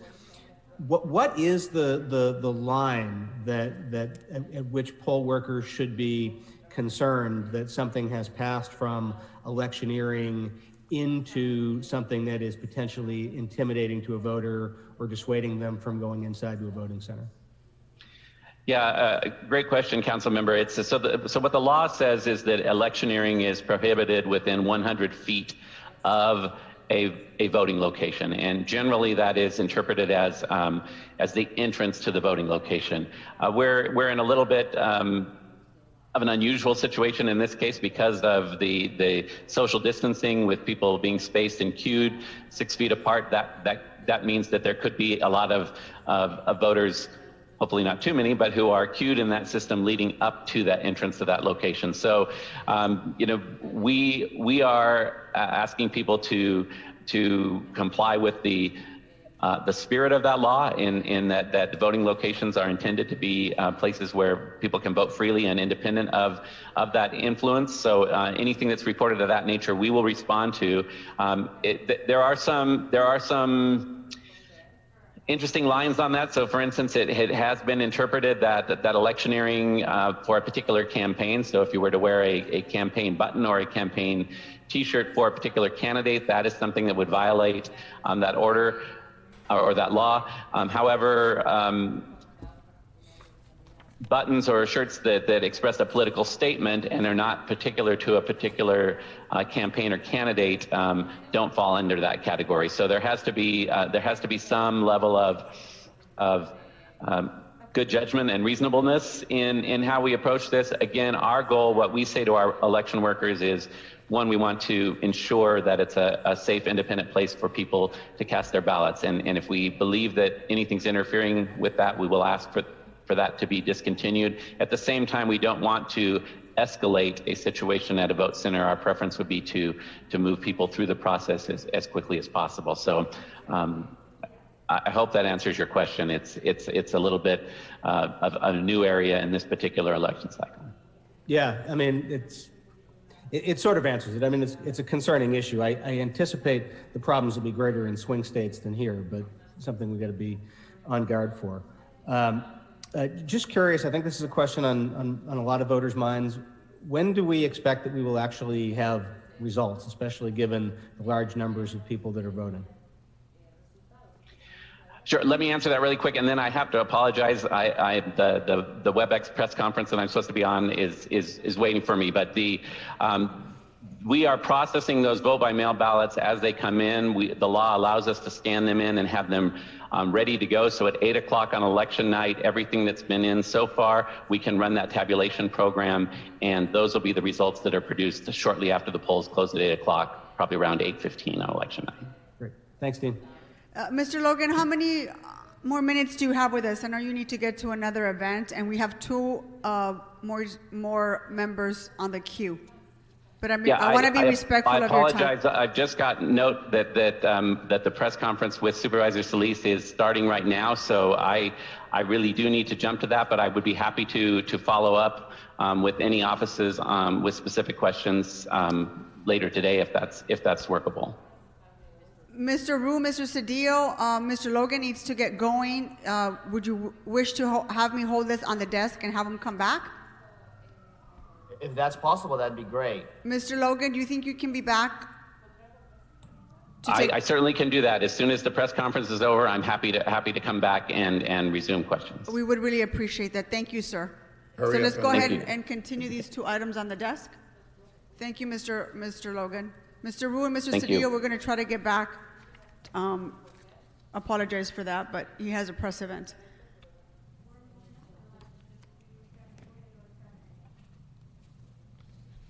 Okay, let's go ahead and move on to items 7 and 8, called special by Mr. Bonin. Thank you, Madam President. I can actually speak on both of them together if that's easier for you. Would you prefer that? Sure, let's go ahead and take 7 and 8 together. Great. Madam President. Yes, we're going to vote on them separately, Mr. Bonin, but you can speak together on 7 and 8. We'll just vote on them Madam separately. President. Yes, Mr. Krikorian? This is Paul Krikorian. I'll be recusing on 8. Yes, there's a recusal by Mr. Krikorian on item number 8. Thank you, Mr. Krikorian. Back to you, Mr. Bonin. Thank you, Madam President. Colleagues, the two motions before us today, 7 and 8, both deal with the incredible housing crisis, affordable housing crisis we have in Los Angeles, and both of them are small but important steps at addressing some of the systemic structural problems and phenomenons that lead to the crisis that we have. Item number 7 is a motion that asks staff and city attorney to report back with recommendations on a city ordinance requiring the disclosure of beneficial owners of LLCs purchasing residential real estate in Los Angeles. What the heck is that, and why is that important? During the last recession in Los Angeles, we had a foreclosure crisis, as we are all well aware of. And when that happened, a lot of properties were distressed, were underwater, and a lot of hardworking Angelenos, families lost their homes, and those homes were purchased by corporations. There was a big jump in LA and around the country, really, of corporate-owned housing, not just rental housing, but even the single-family residential market. There was this mass acquisition of foreclosed properties, which led to ultimately a destruction of rent control housing and the sort of eviction machine that we see at work right now. And with this current crisis, this economic catastrophe we're in, the risk of that happening again is even worse. Nationwide, over the past 20 years, the percentage of property owned by individuals has dropped from 92% to 74%. So about a quarter of the property is now owned by corporations, contributing to an upward redistribution of wealth. And it's something we should be concerned about here in Los Angeles. Just last week, the UCLA Luskin Institute authored a study and published it entitled Who Profits from Crisis? Housing Grabs in Times of Recovery. And it talked about this phenomenon having a huge impact. Well, it certainly has an impact in my district, a huge impact in South LA, in Koreatown and Westlake, in Hollywood and East Hollywood, and in the San Fernando Valley. And it is very, very difficult to figure out who actually owns the property, who is the beneficial real property owner in Los Angeles, because people can hide their identities behind purchasing and owning what is often a web and a series of LLCs.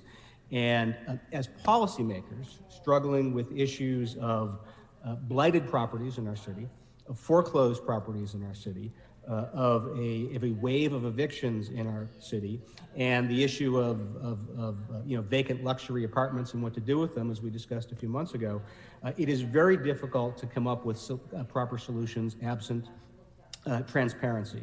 So what this seeks to do is see if we can replicate what was done in New York, have city attorney report back on what has been done in New York State and New York City to see if we can require a level of disclosure about who benefits from the LLCs so we can know who really owns the properties in Los Angeles so we can come up with the appropriate solutions. And so it begins that exploration. And the second item, item number 8, is an attempt to deal with another issue of affordable housing in Los Angeles, which is a big loss of affordable rental housing as a result of rent control properties and other properties, frankly, being acquired, tenants being booted out, and then those properties being used as rentals for a period of over 30 days but under a year. Corporate rentals, often furnished, that are rented for less than a year, often for business travelers. Affordable housing activists in Los Angeles think that this has had a big impact here. The LA Times wrote a story about this about a year ago, highlighting a startup that partnered with a Hollywood landlord that turned an $1,800 a month rent control studio apartment into a $3,300 a month furnished extended stay corporate rental. And with a shortage of more than 500,000 affordable housing units, we need to do everything possible to keep every unit on the market. Since 2001, property owners have filed to remove more than 25,000 RSO units from the market. And under this phenomenon, where people are legally allowed to evict people, or they find shady ways to evict people, once they turn it over into the corporate rental, they've essentially gotten out of the rent control measure of the RSO, and they're finding a way of nullifying long-term RSO protections for residents. So this motion asks staff to come back with some data on how widespread this phenomenon is, and in anticipation of the fact that I assume it will show that, it asks staff to begin working on an interim control ordinance that would prohibit leases of less than 1 year in RSO properties. So thank you. Just wanted to explain these two motions. Thank you, Mr. Bond. And we're going to go ahead and take a separate vote on each of these items. So why don't we go ahead and vote on item number 7. Madam Clerk, please call the roll. Blumenfield. Blumenfield, aye. Bonin. Bonin, aye. Buscaino. Aye. Cedillo. Cedillo, aye. De Leon. Aye. Harris Dawson. Yes. Koretz. Aye. Krikorian. Aye. Lee. Aye. Martinez. Aye. O'Farrell. Aye. Price. Aye. Rodriguez. Aye. Rue. Yes. Wesson. Aye. 15 ayes. This matter is adopted. Okay, let's move on to item number 8. Mr. Krikorian has been asked to recuse himself from this item. Let's make sure he's off the board. Madam Clerk, please call the roll. Blumenfield. Blumenfield, aye. Bonin. Bonin, aye. Buscaino. Aye. Cedillo. Cedillo, aye. De Leon. Aye. Harris Dawson. Yes. Koretz. Aye. Krikorian recused. Lee.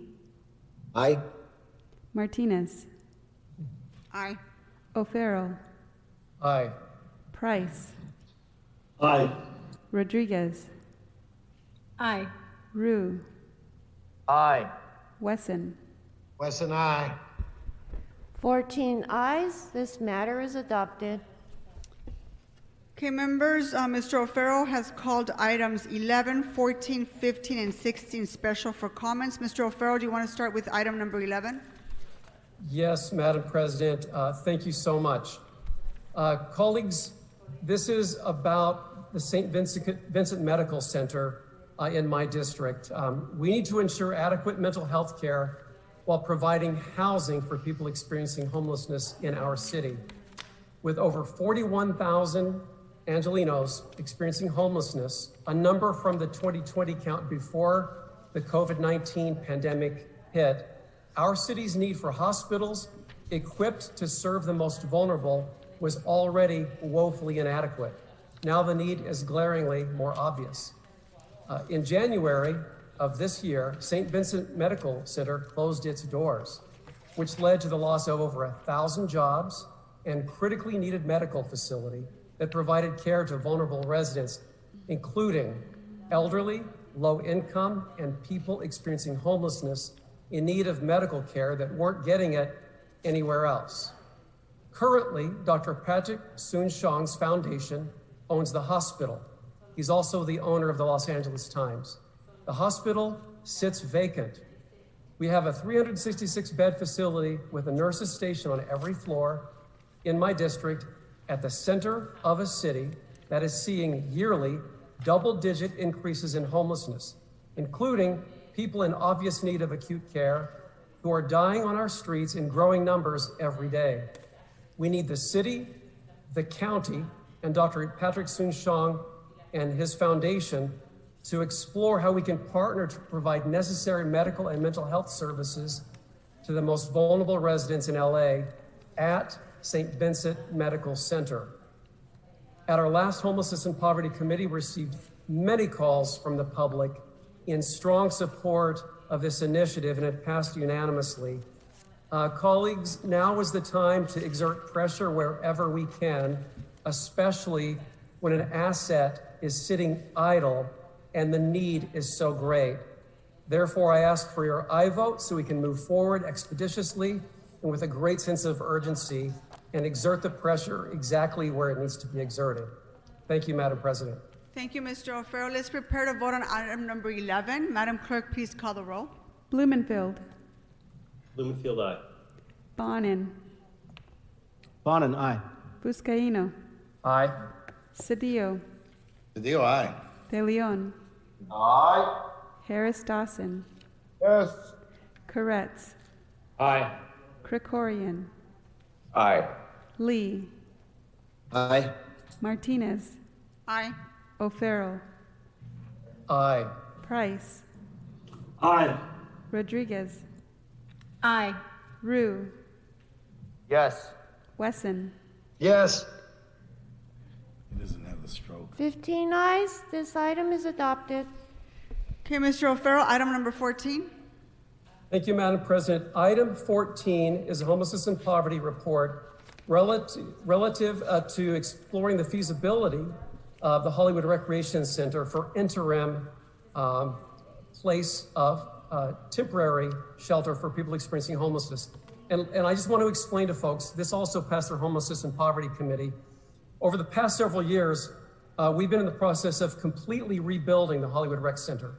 About 4 years ago, we dedicated a brand new swimming pool and aquatic center, which is state-of-the-art and wonderful. Next, we're going to demolish one of the oldest and antiquated gymnasiums and recreation centers in the city. It's literally heated because it has a fireplace in the gym where you play basketball. I kid you not. So for the past several years, I've been working on cobbling the funding together to build a new center. Well, that time has now come. So over the next 2 or 3 years, that project will move forward. The old gymnasium will be demolished and a new one that is state-of-the-art will rise up in its place. Now, during this process, this 2 to 3 year period, the entire recreation center will be closed to the public, including the recreation fields, including the outdoor basketball courts. It's already been closed now for 8 months. And we have this enormous recreation field sitting empty. Well, it's going to sit empty for another 2 or 3 years, which is precisely why I want to use this site for pallet shelter for people experiencing homelessness. Now, there's lots of misinformation that's been spread about this. First of all, it's temporary. Second of all, it does not displace any other use whatsoever because the process and the standard by Recreation and Parks is when there's a project that is this comprehensive, the entire facility is closed. And Lastly, the active recreation fields will be unused until the very end, when that's also going to undergo a renovation. So that's precisely why it makes sense to have a temporary use to help address the humanitarian crises, which is the issue of our day, and turn that temporarily into a managed facility with services, including clinical services and case management for the many dozens of people experiencing homelessness within a half-mile radius of this recreation center right now, who are on the street without shelter, without services. And so this doesn't displace anyone. One other piece of misinformation is that I am working on housing hundreds of people. No, at most, we'll be fortunate if we can get 100 pallet shelters there. So that's probably going to be the limit based on the evaluation. And lastly, we can stand this up very quickly because there's already electricity and water, which will not be shut off during the process while the gym is demolished and rebuilt. The showers exist currently at the aquatic center. The electricity is already there. Those are the two most expensive elements when we stand up pallet housing. So colleagues, make it just crystal clear, this is a temporary one-off use for a facility that will be mothballed for 2 to 3 years, sitting idle with no use whatsoever. Otherwise, I would not be asking for this exception. So with that, colleagues, I ask for your aye vote. This already went through Homelessness and Poverty Committee, again, with widespread demonstrated support for this temporary use. Thank you, Madam President. Mr. Cedillo? Only to speak in favor of the motion and note that it is probably the most appropriate use given the time, place, and circumstance. It may not please everyone, but it will be responsive to the urgent demands and needs before us. And as I stated, it's a time, place, and circumstance situation where this is the absolute most appropriate use of that site. Thank you, Mr. Cedillo. Appreciate that. One point. Thank you. Let's go ahead and vote on this item. Please call the roll. Blumenfield. Blumenfield, aye. Bonin. Bonin, aye. Buscaino. Aye. Cedillo. Aye. De Leon. Aye. Harris Dawson. Yes. Koretz. Aye. Krikorian. Aye. Lee. Aye. Martinez. Aye. O'Farrell. Aye. Price. Aye. Rodriguez. Aye. Rue. Yes. Wesson. Aye. Wesson, aye. 15 ayes. This matter is adopted. Thank you. Let's move on to the next item called special by Mr. O'Farrell, item 15. Thank you, Madam President, and colleagues, thank you for indulgence. I have a whole slew of them today. Madam President, I'd like to speak on 15 and 16 at the same time, if you will. It's part of the same initiative. Colleagues, this council has prioritized housing people experiencing homelessness in our city as never before. But we know that providing housing alone isn't enough. Combined with the tens of thousands of people who have mental health and or substance abuse issues, presents an enormous obstacle to keeping people on a path to wellness and keeping people permanently housed. In September, I put forward 2 motions with 7 of your signatures to assess all services provided by the 3 county departments of public health on behalf of the over 41,000 homeless residents within Los Angeles city limits. Currently, the health, mental health, and other supportive services for individuals experiencing homelessness provided by the county under contractual agreement since 1964 are beyond inadequate, especially as it relates to people experiencing homelessness in constant distress because of physical, mental health, and or substance abuse issues. Mental health and opioid addiction is increasing exponentially across this country, the state of California, and the city, as evidenced in our growing encampments of people experiencing homelessness. The longer the system neglects to approach homelessness in Los Angeles more comprehensively, the more stigmatized and victimized people experiencing homelessness become. A robust intervention and healthcare system is desperately needed. This initiative will address these concerns, and we are also making Los Angeles a larger player in board and care retention and development, which is one of those not talked about enough critical pieces of the folks who are in the most acute need of services and a bed and a safe environment. Additionally, this initiative will set homelessness reduction goals with the main objective of making sure that all available resources generated locally from the state or from the federal government are dedicated to placing everyone experiencing homelessness in the city on a road to wellness and permanent housing. We need to take a closer, more purposeful look at all of the programs and services designed over the years to address our homelessness crises as it currently is. It's what Angelenos are rightfully demanding, and it's what we are paying for. The status quo is not working. The existing system is failing everyone, and we need to move with urgency to repair it or create an entirely new one. We can all give examples in our own districts. Steve Lopez, the LA Times, did a piece on Crystal in Silver Lake, who's since been hospitalized, who was crawling on her hands and knees, naked, and an ambulance came and took her away about a week ago. Otherwise, she was on a road to her end. My team, a couple of years ago, had to intervene and literally hold their ground until an ambulance came to pick up a woman who was suffering from sepsis, who was at a bus stop, and she was immobilized. We had her hospitalized.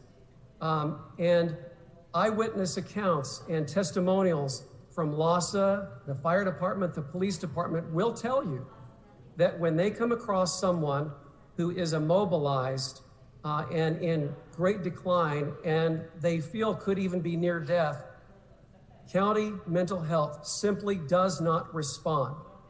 And so that's a real problem.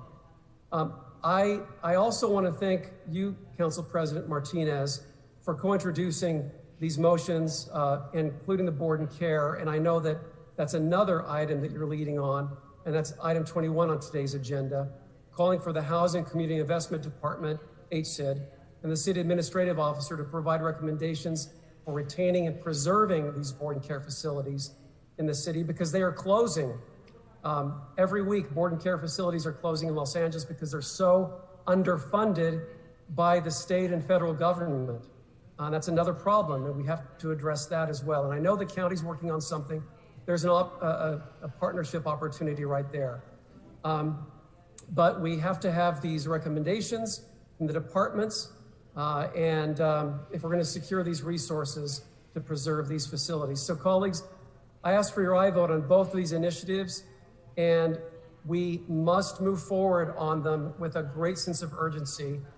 It is now believed that between 3 and 4 individuals are dying on our sidewalks across the city every day. And this is just exemplifies the broken system that we are all existing in, and it does not have to be that way. That's what these initiatives try to address. Thank you. Thank you, colleagues. Thank you, Mr. O'Farrell. Mr. Buscaino? Thank you, Madam President, members, and Mr. O'Farrell, thank you so much for your comments. Let me be more direct. The state and federal government has failed us. The mental health needs to be reformed in this state. Clearly, we have to wait for someone to die on our street to take action. And there's two issues, 2 points that you clearly made, Mr. O'Farrell. One is legal, and the other one is a lack of funding. Did you know that 30 states in this country have an involuntary commitment law that seeks and allows for early intervention? We don't even have that here in our state. And this is why we're seeing a disaster among the homeless encampments at every corner of the city. Countless observations that we made. Folks screaming out of the top of their lungs at bus stops. Naked folks wandering through our streets. And yet we cannot, they're not in the right mindset to say yes to solutions. You don't know in and around our bridge home sites, still yet today, folks continue to refuse help because they're not in the right mind frame. And we're not giving up hope on these folks. But there have been roughly 3 bills in the state legislature that have failed, that have sought for the redefinition of gravely disabled. Our mental health system in the state and the federal government is a joke. And on the funding part, there's been a lack of funding to pay for mental health. The Medicaid institutions of mental disease exclusion, which helps the most poorest residents. The federal government can pay for this, but yet they refuse treatment. And this helps those who need the most help and treatment in facilities with fewer than 16 beds. So this body have supported a number of bills in the state legislature, and it has clearly died. And now is a time, and maybe in this new session, maybe in Mr. De Leon, I'd love to partner with you on this as our newest member, something that you have taken to heart. And you have folks in Sacramento, as half of our colleagues do, who can lead on this. We do need longer term care. We need more beds, and we need to help the most vulnerable. Otherwise, they'll continue to die in our streets. Over 1,000 homeless individuals have lost their lives because of not being able to help them on the earlier stages when they needed the help the most. Thank you, Madam President. Mr. De Leon?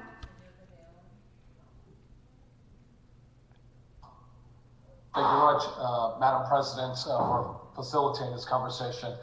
I want to add some comments with regards to Councilmember O'Farrell as well as Buscaino. I couldn't agree with him more. This is a humanitarian crisis unlike anything we've ever seen before. Quite frankly, this is a dystopian nightmare, and we run the risk of normalizing what is not normal on our city streets. We have to do everything within our power to provide dignity and respect to all of our unhoused community members who are currently living in our alleyways, our street sidewalks, parks, overpasses, and underpasses, as well as cars. So I think that, Mr. Buscaino is on point. We need to leverage the relationships that we have, all of us collectively at the state, county, as well as federal level, because clearly this is all hands on deck. This is not something that city, local governments themselves can resolve. That means everyone has to be on board, from the federal government and being very specifically the legislative branch, our friends in Congress who represent us. We have the biggest delegation in the country here in LA County, state as a whole. Our friends up in the Capitol, both in the Senate as well as the Assembly and the executive branch. So there's a whole variety of issues that we have to attack this with and try to find those resources, given that we're in structural deficits. But I just want to add my comments to both Mr. O'Farrell and Mr. Buscaino. I'm sure a lot of folks collectively around the horseshoe feel the same or very similar. So we have a lot of work to do before us, and I'm really excited. This will be my first day, Madam President, to work with you as well as my colleagues. So I just wanted to add on to Mr. O'Farrell and Mr. Buscaino. Thank you, Mr. De Leon. Let's go ahead and prepare to vote on these 2 items. Let's go ahead and take them up together. Item 15 and 16. Let's go ahead and prepare to vote. Please call the roll. Blumenfield. Blumenfield, aye. Bonin. Bonin, aye. Buscaino. Aye. Cedillo. Cedillo, aye. De Leon. Aye. Harris Dawson. Yes. Koretz. Aye. Krikorian. Aye. Lee. Aye. Martinez. Aye. O'Farrell. Aye. Price. Aye. Rodriguez. Aye. Rue. Yes. Wesson. Aye. 15 ayes. These matters are adopted. Okay, let's move on to item number 20 as amended. Please call the roll. Blumenfield. Blumenfield, aye. Bonin. Bonin, aye. Buscaino. Aye. Cedillo. Aye. De Leon. Aye. Harris Dawson. Yes. Koretz. Yes. Krikorian. Aye. Lee. Aye. Martinez. Aye. O'Farrell. Aye. Price. Aye. Rodriguez. Aye. Rue. Yes. Wesson. Aye. 15 ayes. This matter is adopted as amended. Okay, let's move on to item 24, to adopt recommendation B. Let's go ahead and to call the roll. Blumenfield. Blumenfield, aye. Bonin. Bonin, aye. Buscaino. Aye. Cedillo. Cedillo, aye. De Leon. Aye. Harris Dawson. Yes. Koretz. Aye. Krikorian. Aye. Lee. Aye. Martinez. Aye. O'Farrell. Aye. Price. Aye. Rodriguez. Aye. Rue. Yes. Wesson. Aye. 15 ayes. This matter is adopted. Okay, thank you, Madam Clerk. We're going to go back to items 9 and 10. I believe Mr. Logan is back with us. So we're going to go to Mr. Rue, followed by Mr. Cedillo. Mr. Rue, do you want to ask your question? Yes, thank you, Madam Chair, and thank you, Dean, for coming back and continuing your session. Hopefully you had a great press conference.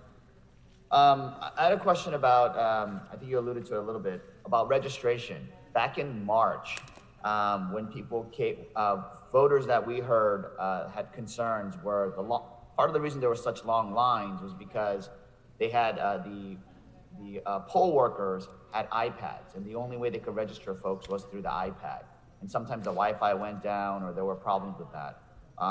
Is there going to be manual sheets like we did in the past, or as a backup?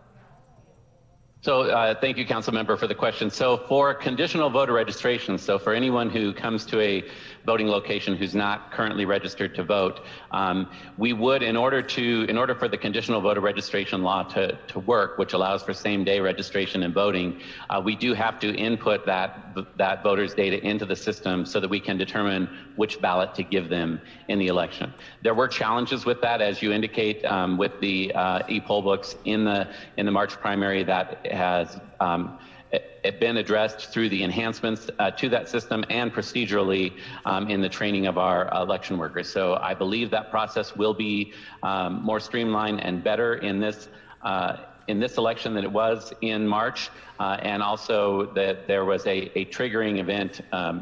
Without getting into too much detail, there was an issue where some of those devices weren't powered on until late in the voting period, or even late on election day, and at that point they have to run through a synchronization to get up to speed with all of the voters who have voted and all of the vote by mail data that has been processed. So operationally, we now have a process where every device has to be turned on every morning, even before the vote center opens. We monitor that centrally to make sure that that synchronization process is happening. So we are watching closely for that, and do recognize the issue that took place in March. So when voters check in, when they actually manually vote, if they want to actually go to the poll and physically vote themselves and they first check in, so is it only electronic, or is there actually paper rosters?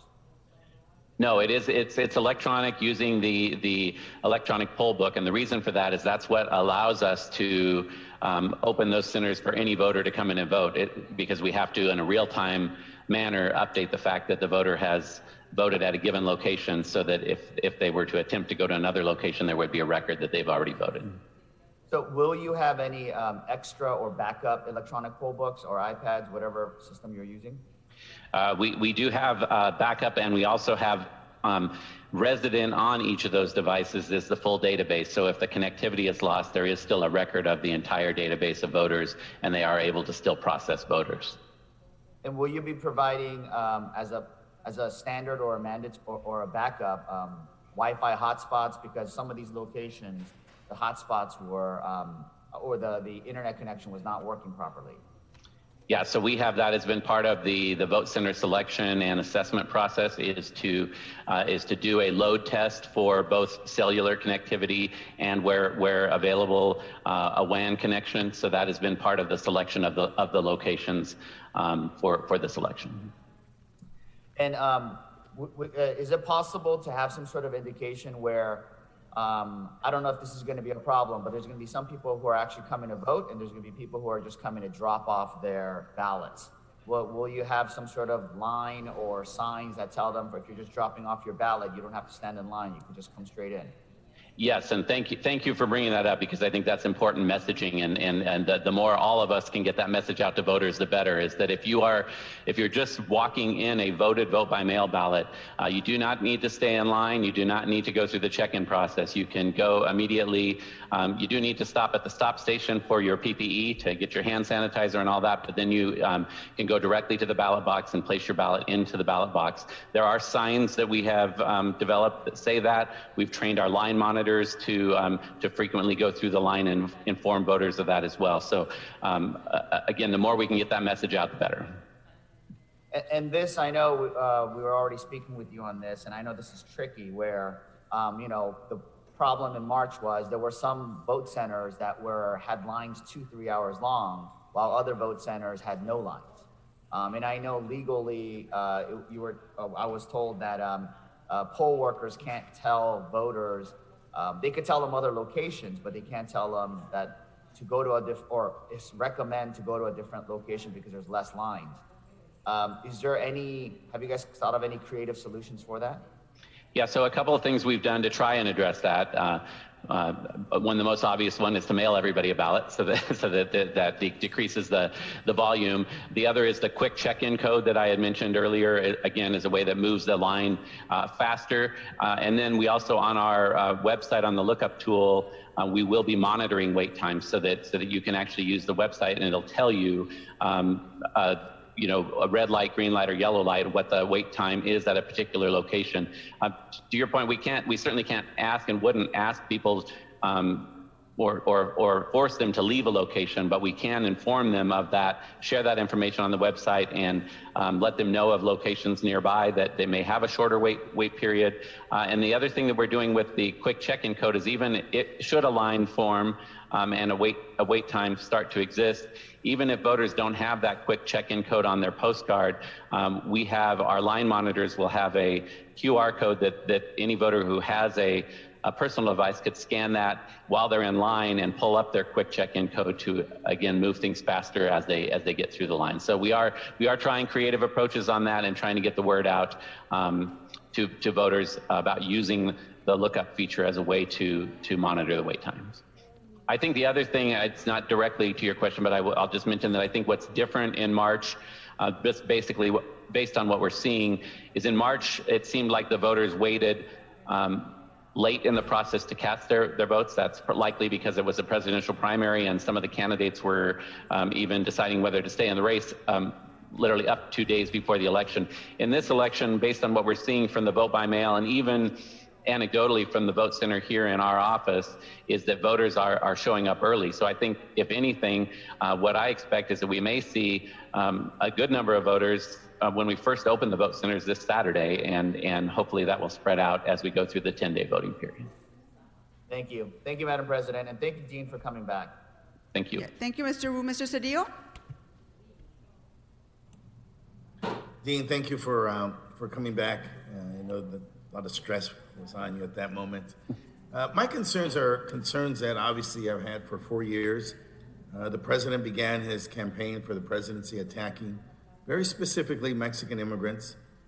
I represent a very large community of Mexican immigrants who are citizens of this country, who want to exercise their right to vote.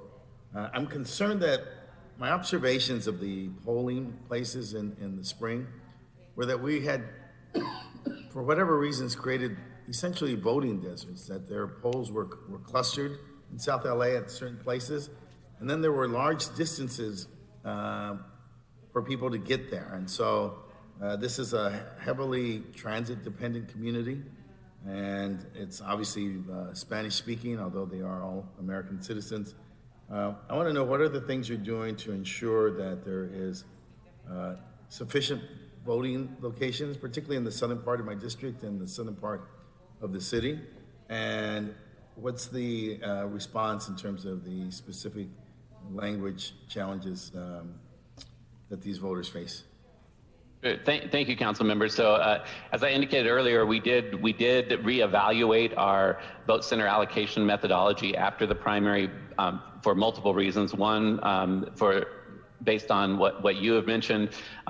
Two, based on the fact that we were mailing ballots. And as I said earlier, we did an evaluation to see where were the locations in the county where there were a population of voters that had perhaps never voted by mail, so not wanting to rely too heavily on the vote by mail option if that's not something that voters were familiar with or comfortable with. So as a result of that, I can tell you that there was a concerted effort to put a higher number of distributed vote centers in South LA and East LA in those areas. So I'm happy to follow up with you on the specific locations in that area, and even in the next in 10 days, ways to be sure that the voters are aware of where those locations are. We also have targeted multilingual speakers to work at the election at the vote centers. And one of the advantages, quite frankly, of the vote centers over vote by mail is the language assistance that's available on those ballot marking devices, because not only can the voters select their language of their preference, they can customize that. And we've heard from many voters who tell us that they prefer, they're fine with the ballot in English for the contest, but when it comes to the ballot measures, and there are many ballot measures on this ballot, that those are, you know, heavy public policy issues that they want to weigh in on. And so being able to hear that in their preferred language and then be able to mark their ballot is important to them. So the ballot marking device does give the voter better control and accessibility in that respect, and we want voters to be aware of that. It also allows for an audio experience if they want to hear it in a preferred language and read it in another, or to toggle back and forth, they can do that as well. Okay, thank you very much. Thank you, Madam President. Any other questions, members? Okay, seeing none, Mr. Logan, thank you so much for coming back, and thank you for all the information you've shared with us. So with that, members, I'm going to ask that we take up these two items together. So item number 9 and 10. Let's go ahead and call the roll on the items. Blumenfield. Blumenfield, aye. Bonin. Bonin, aye. Buscaino. Aye. Cedillo. Aye. De Leon. Aye. Harris Dawson. Yes. Koretz. Aye. Krikorian. Aye. Lee. Aye. Martinez. Aye. O'Farrell. Aye. Price. Aye. Rodriguez. Aye. Rue. Yes. Wesson. Aye.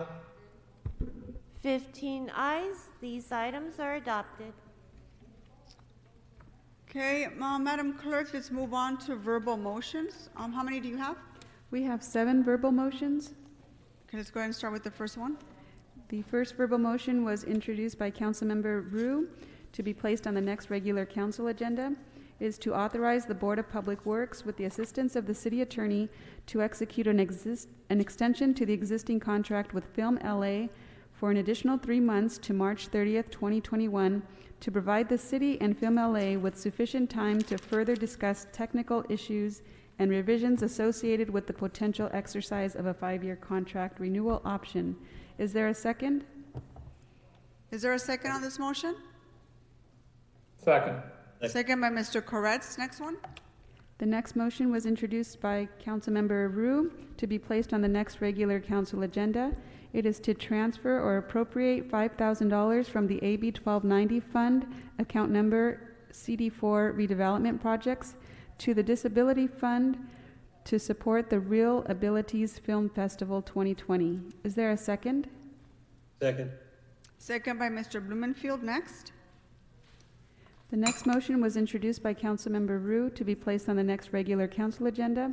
It is to amend the prior council action relative to the use of Council District 4 AB 1290 funds for various street maintenance efforts and services, to extend the period of these services from December 31st, 2020 to June 30th, 2021, and to also transfer and appropriate an additional amount of $100,000 in the AB 1290 fund, CD4 redevelopment projects, to the Board of Public Works Fund contractual services. Is there a second? Second. Second by Mr. Cedillo. Next. Next is the motion introduced by Councilmember Cedillo, referred to council relative to amending previous council action of September 8, 2020, to instruct the city administrative officer, with the assistance of the Department of General Services, Economic Workforce Development Department, the Bureau of Contract Administration, and the Chief Procurement Officer, to report with information identifying all city contracting opportunities available over the last 2 years for women and minority-owned businesses. Is there a second to this motion? Second. Second. Second by Mr. O'Farrell. Next. Next is a motion introduced by Councilmember Cedillo, referred to council relative to authorizing the Housing and Community Investment Department to apply for Cal Home Program funds for the city's low-income purchase assistance program. Is there a second to this motion? Second. Second. Second by Mr. Koretz. Next. Next is a motion introduced by Councilmember Cedillo, referred to council relative to a TEFRA bond hearing and issuance for an existing residential housing project at 141 West Avenue 34 in Council District 1. Is there a second to this motion? Second. Second. Second by Mr. Blumenfield. Thank you, colleagues. Is there any other? Yes, Madam President, there is one last verbal motion, and this was a motion introduced by Councilmember Harris Dawson, referred to council relative to funding for the Isla de Los Angeles development located at 283 West Imperial Highway. This will provide 54 units of permanent supportive housing. Is there a second for this motion? Second. Second by Mr. O'Farrell. And that is all, Madam President. Okay, Mr. O'Farrell, do you have a verbal motion? Thank you, Madam President. Yes, I have a verbal resolution that will be co-introduced by yourself, Council Members Rodriguez and Bonin. Colleagues, Donald Trump's nomination of Amy Coney Barrett represents a threat to the Constitution and individual rights as it relates to a reluctance or an understanding to defend the constitutional and federal law related to elections and voter intimidation, contempt for gun safety laws, marriage equality, reproductive rights, health care, immigration, and legal opinions likely to harm our most vulnerable and marginalized communities. Now, therefore be it resolved with the concurrence of the mayor that by the adoption of this resolution, the City of Los Angeles hereby includes into its 2019-2020 federal legislative program opposition to the confirmation of Amy Coney Barrett to succeed Ruth Bader Ginsburg on the Supreme Court of the United States. And I understand that it will be seconded by Council Members Price and Koretz. Mr. Price, Mr. Koretz, can you confirm that? Yes. I confirm, I second. Thank you very much. Any others, Mr. O'Farrell? That's it. Thank you. Mr. Buscaino? Thank you, Madam President. Members, I do have one motion and two resos. The first motion is that I move that the City Council hold a TEFRA hearing at the City Council meeting to be held on Wednesday, October 28th, 2020, and adopt the attached TEFRA resolution to allow CSCDA to issue bonds in the amount not to exceed $35 million to provide financing for the acquisition, development, improvement, and equipping of the 104-unit multifamily housing project called the Washington Court Apartments, located at 1717 East 103rd Street in Watts in Council District 15. And if I can get a second to that, that would be second. Second. Thank you. Hold on for just a second. Who was that? Mr. Lee? Sure. Okay, Mr. Lee, if it wasn't you, all of you spoke at once. So who's the second? Yes, it was me. Thank you very much. And the two following resolutions. First, Andrea Violet Mills is retiring after so many years with the City of Los Angeles. She's incredible, does a lot of work with our T3 committee. And by the adoption of this resolution, the LA City Council does hereby congratulate and commend Andrea Violet Mills for her 34 years of exemplary service to the City of Los Angeles and for her exceptional achievements and dedication to improving the quality of life to the residents of the city, and wishes her continued success in all future endeavors in a long and happy and healthy retirement. I will second that enthusiastically. Thank you, Mr. Bonin. Second, Mr. Bonin. Next one. And lastly, I'd like to move that let it be resolved with the concurrence of the mayor that the adoption of this resolution, the City of LA hereby includes in its 2019-2020 federal legislative program to support of both H.R. 8369 and S.4683 at the Battleship Iowa National Museum of the Surface Navy Act, which would designate the Battleship USS Iowa Museum as the National Museum of the Surface Navy here in San Pedro along the LA waterfront, promoting the importance of the surface Navy and the freedom, safety, and security of the United States, as well as provide additional resources for the United States surface Navy community. Is there a second? Second. Second by Ms. Rodriguez. Any others, Mr. Buscaino? That's it, Madam President. Thank you. Thank you. Thank you, members. Mr. Bonin? Thank you, Madam President. Just one, colleagues, this is a motion about allocating county funds to allow council districts to expeditiously comply with Judge Carter's direction about freeways.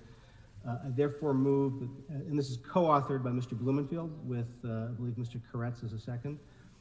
I therefore move that the council instruct CAO to allocate the remaining $9.3 million remaining funds from the County of LA service commitment funds into homelessness efforts, county funding agreement with Department Number 10 for services in each council district's homelessness roadmap sheltering plans, including rapid rehousing and shared housing, leasing of hotels and motels, interim housing, and safe parking. Did you say you had two co-presenters, or is one of them a second? Co-presenter was Mr. Blumenfield, and I believe the second is Mr. Koretz. Mr. Koretz, can you verify? Yes. Thank you. Any others, Mr. Bonin? That'll be it. Thank you, Madam President. And I'll verify I'm co-presenting. Yes, thank you. Okay, Madam Clerk, what's next? Council has motions for posting and referral. The motions will be posted on the City Clerk's website shortly after the meeting for the public's viewing. Posted and referred. Members, are there any announcements? Yes, Madam President, wishing the LA Dodgers success in the World Series Game 1 tonight against Tampa Bay. I don't know about you, but I'm pulling out my Dodger rosary beads. This may be the year. Thank you, Madam President and members. Thank you, Mr. Buscaino. Ms. Rodriguez? No, I just wanted to echo that and say, go Whistle Man. We need all the good juju we can have with these next 4 games. Let's go Dodgers. Any other announcements? Okay, adjourning motions. Mr. Blumenfield, do you have a adjourning motion this morning? I do, thank you. I want to adjourn today in the memory of Eddie Van Halen. He is one of San Fernando Valley's adopted sons. Eddie Van Halen passed away on October 6th at the age of 65. Considered by experts to arguably be one of the greatest guitarists of all times, he has been called the Mozart of guitar. He created sounds that had never been done before, that haven't been done since, and he's had countless imitators. A self-taught prodigy, Van Halen reinvented the way a guitar could be played by using a tapping technique with both hands on the neck that changed how it sounded and impacted generations of kids to want to play the guitar ever since. He even changed how the guitar was made, often building his own instruments. Van Halen, he was born in the Netherlands, raised in Pasadena, but eventually lived right in the San Fernando Valley. And he built his famous 5150 studio just minutes from Ventura Boulevard, where his group Van Halen recorded several of their albums. He was the son of an Indonesian-born Eurasian mother, a Dutch clarinetist, saxophonist, and pianist father. And in 1962, the entire Van Halen family left Holland on a boat for America after receiving letters about the wonders of our Golden State. Theirs was the story of many immigrants. They had $15, a couple of suitcases, and their piano. But once they settled in Pasadena, Eddie's father had to work as a dishwasher at the Methodist Hospital in Arcadia, and his mother cleaned houses to help support them while both parents continued to inspire Eddie and his brother, Alex, to become musicians by getting them piano lessons. He eventually heard the Dave Clark Five, discovered rock and roll, and decided to become a drummer while his brother, Alex, played guitar. But once his brother picked up the sticks and played Wipeout by the Venturas on drums, they both realized they'd be better off trading instruments. And Alex has been quoted as saying, as soon as he heard Eddie play the guitar, he knew they needed to switch. Thank goodness they did, because the rest is history. And during their high school years in Pasadena, it was the time of busing, and that's how they met eventual lead singer David Lee Roth, who helped bring all of the ethnic backgrounds and races as the band played countless background parties and changed the name of their popular local band, Mammoth, to Van Halen. His style of tapping had brother Alex tell him in the early years to conceal that from the audience until they got a record deal so nobody would steal that technique. After that, as we know, lots of people tried to imitate it, but as another great guitarist, Steve Vai said, I could never play like him. I never tried. Only an idiot competes with Eddie Van Halen. Just quickly, his 78, they released their first album, Van Halen, which would sell 2 million copies before the year's end, and his solo Eruption had the music world in awe. It was later chosen as the greatest guitar solo of all time by the readers of Guitar World magazine. It's been said that Eddie Van Halen was never comfortable with the attention and fame that came with the music. He just wanted to make people happy. And it's nice, but you know, he used to say, when people talked about that, he'd say, it's nice, but I'm just a punk kid who plays guitar. Well, Guitar World magazine held a poll in 2012 of the 100 greatest of all time, and that punk kid rated #1. He was loved across all genres of music, as proved when Quincy Jones asked him to play the guitar solo on Michael Jackson's hit single, Beat It, in which Eddie did it without compensation because he said, hey, it was only 20 minutes of work. Van Halen went on to release a dozen albums, all going platinum, including 1984, which featured the #1 hit Jump and featured Eddie playing keyboards. After that, Sammy Hagar became the lead singer.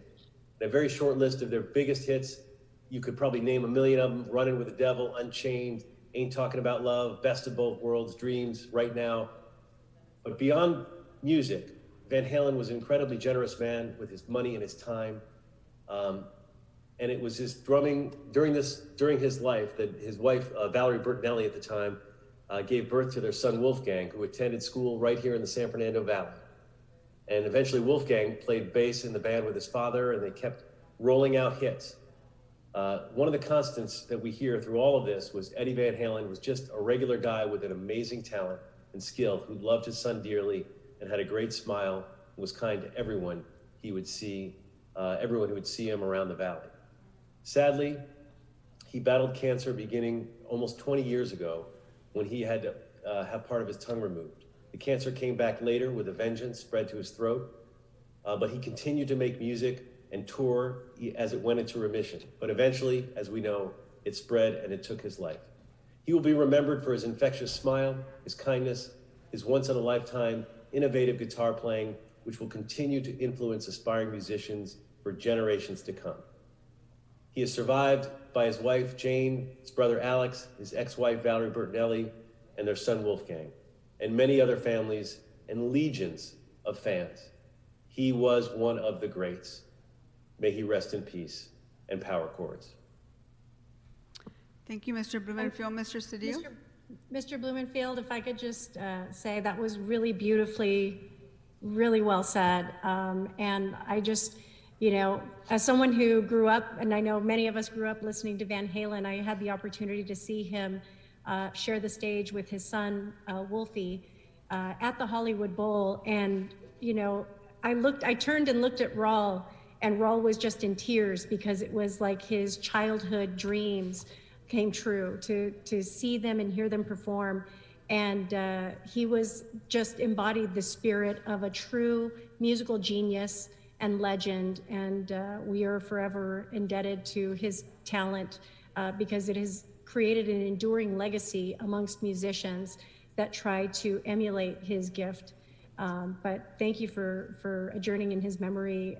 You know, musicians in Los Angeles, like of his caliber, we are fortunate that we have so many, but he is definitely a legend that will be remembered forever. May he rest in peace. Mr. Cedillo? Madam Chair, Tomas Alejo Jr. just passed away on the 9th of October, 2020, after a loss of a 10-year battle with cancer.